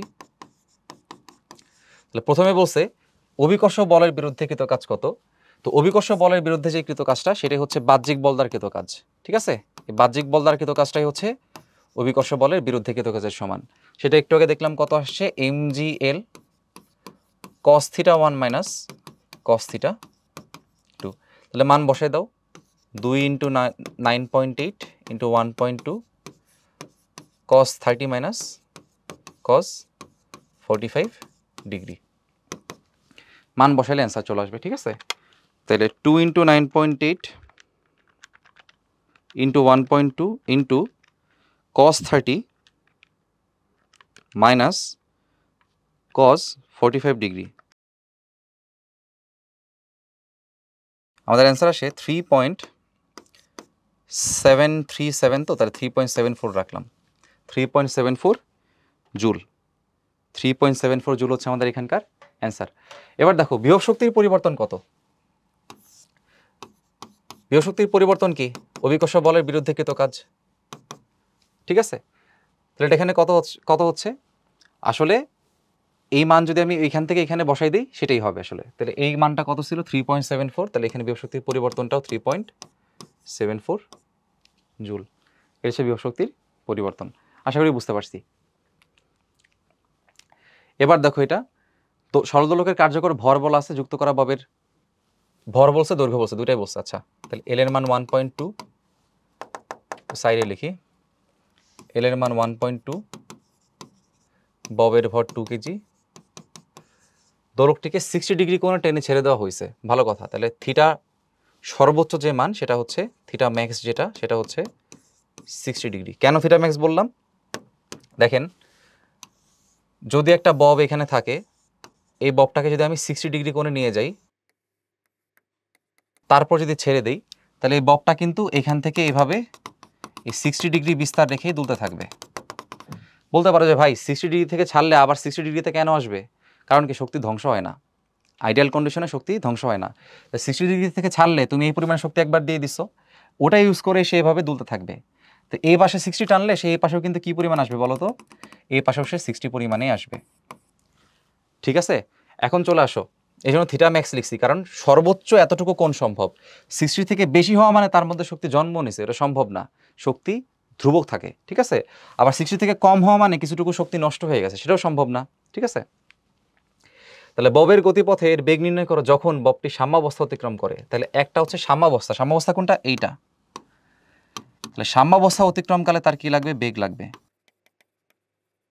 সাম্যাবস্থা অতিক্রমকালে তার বেগ লাগবে। এখন ভাই এইভাবে চিন্তা করো যে এইখানে এই বিন্দুতে থাকা অবস্থায় তার মধ্যে কি শক্তি ছিল বলতো? এইখান থেকে এইখানে যখন সে উঠছে তখন তার মধ্যে কোন শক্তি জমা ছিল বলতো? বিভব শক্তি। এবং সেই বিভব শক্তির মান কত?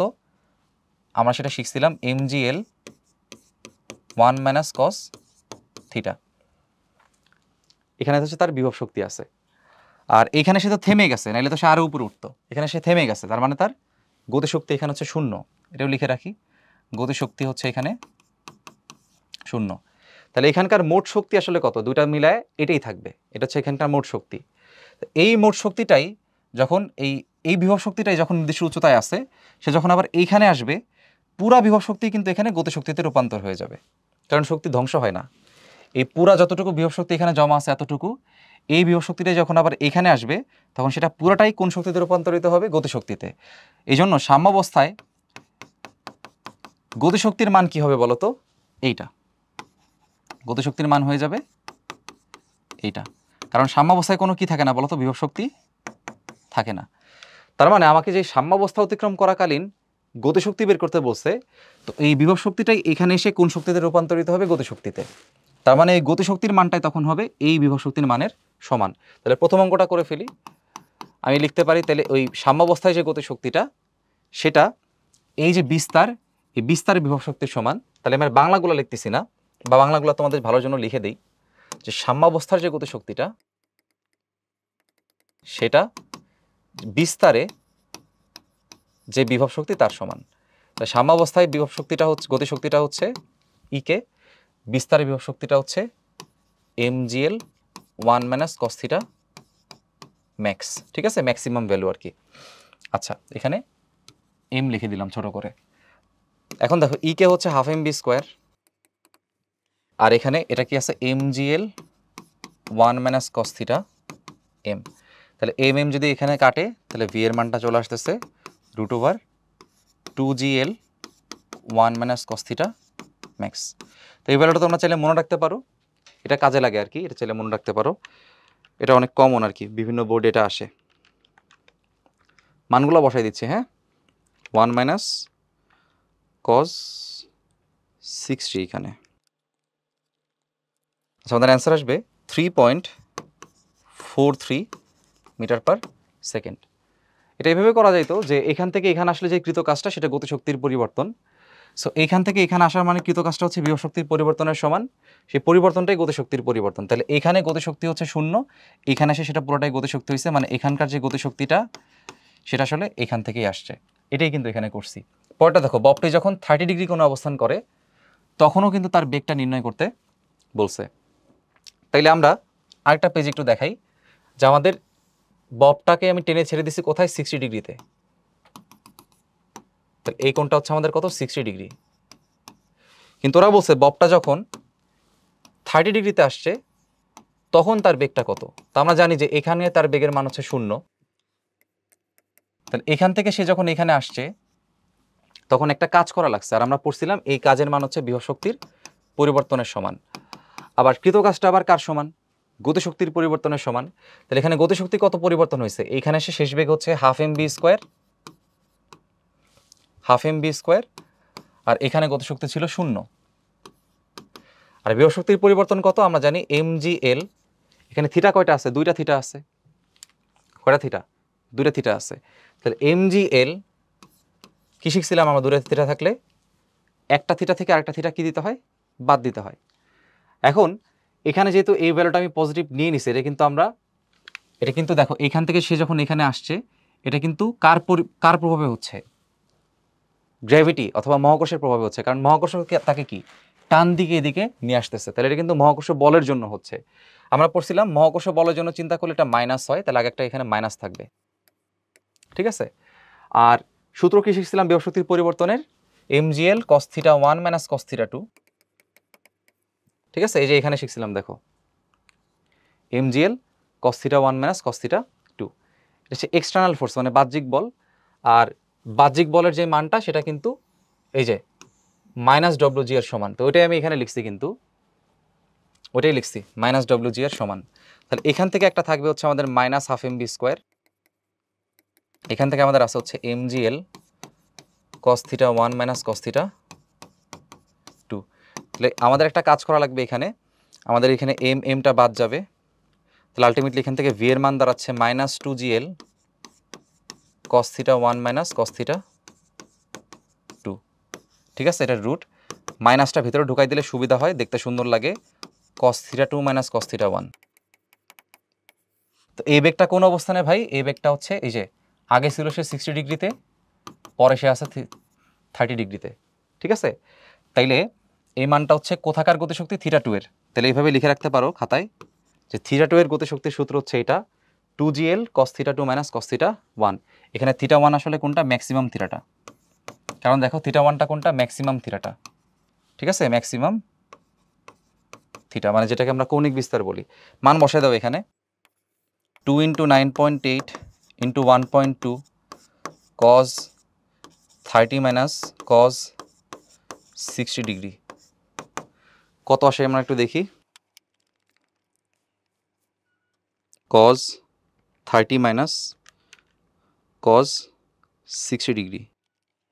আচ্ছা, আমাদের অ্যান্সার আসবে 2.934 মিটার পার সেকেন্ড।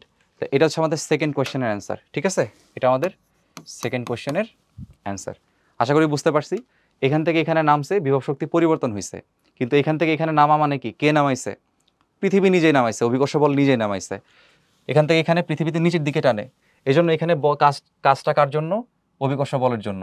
আর বিভব শক্তি পরিবর্তন হয়েছে, এটা লিখছি, সূত্র সবগুলো বসাই দিছি, শেষ। তাহলে অভিকর্ষ বলের জন্য কাজে আবার গতিশক্তি কই থেকে আসলো, আমরা জানি যে গতিশক্তির যে পরিবর্তনটা এখানে হচ্ছে সেটা অভিকর্ষ বলের জন্য হচ্ছে।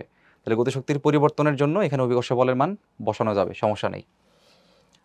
তো এর মাধ্যমে আমাদের এই যে দীর্ঘ একটা লেকচার তোমরা এতক্ষণ ধৈর্য ধরে শুনছো, দীর্ঘ লেকচারের একটা সমাপ্তি হইল।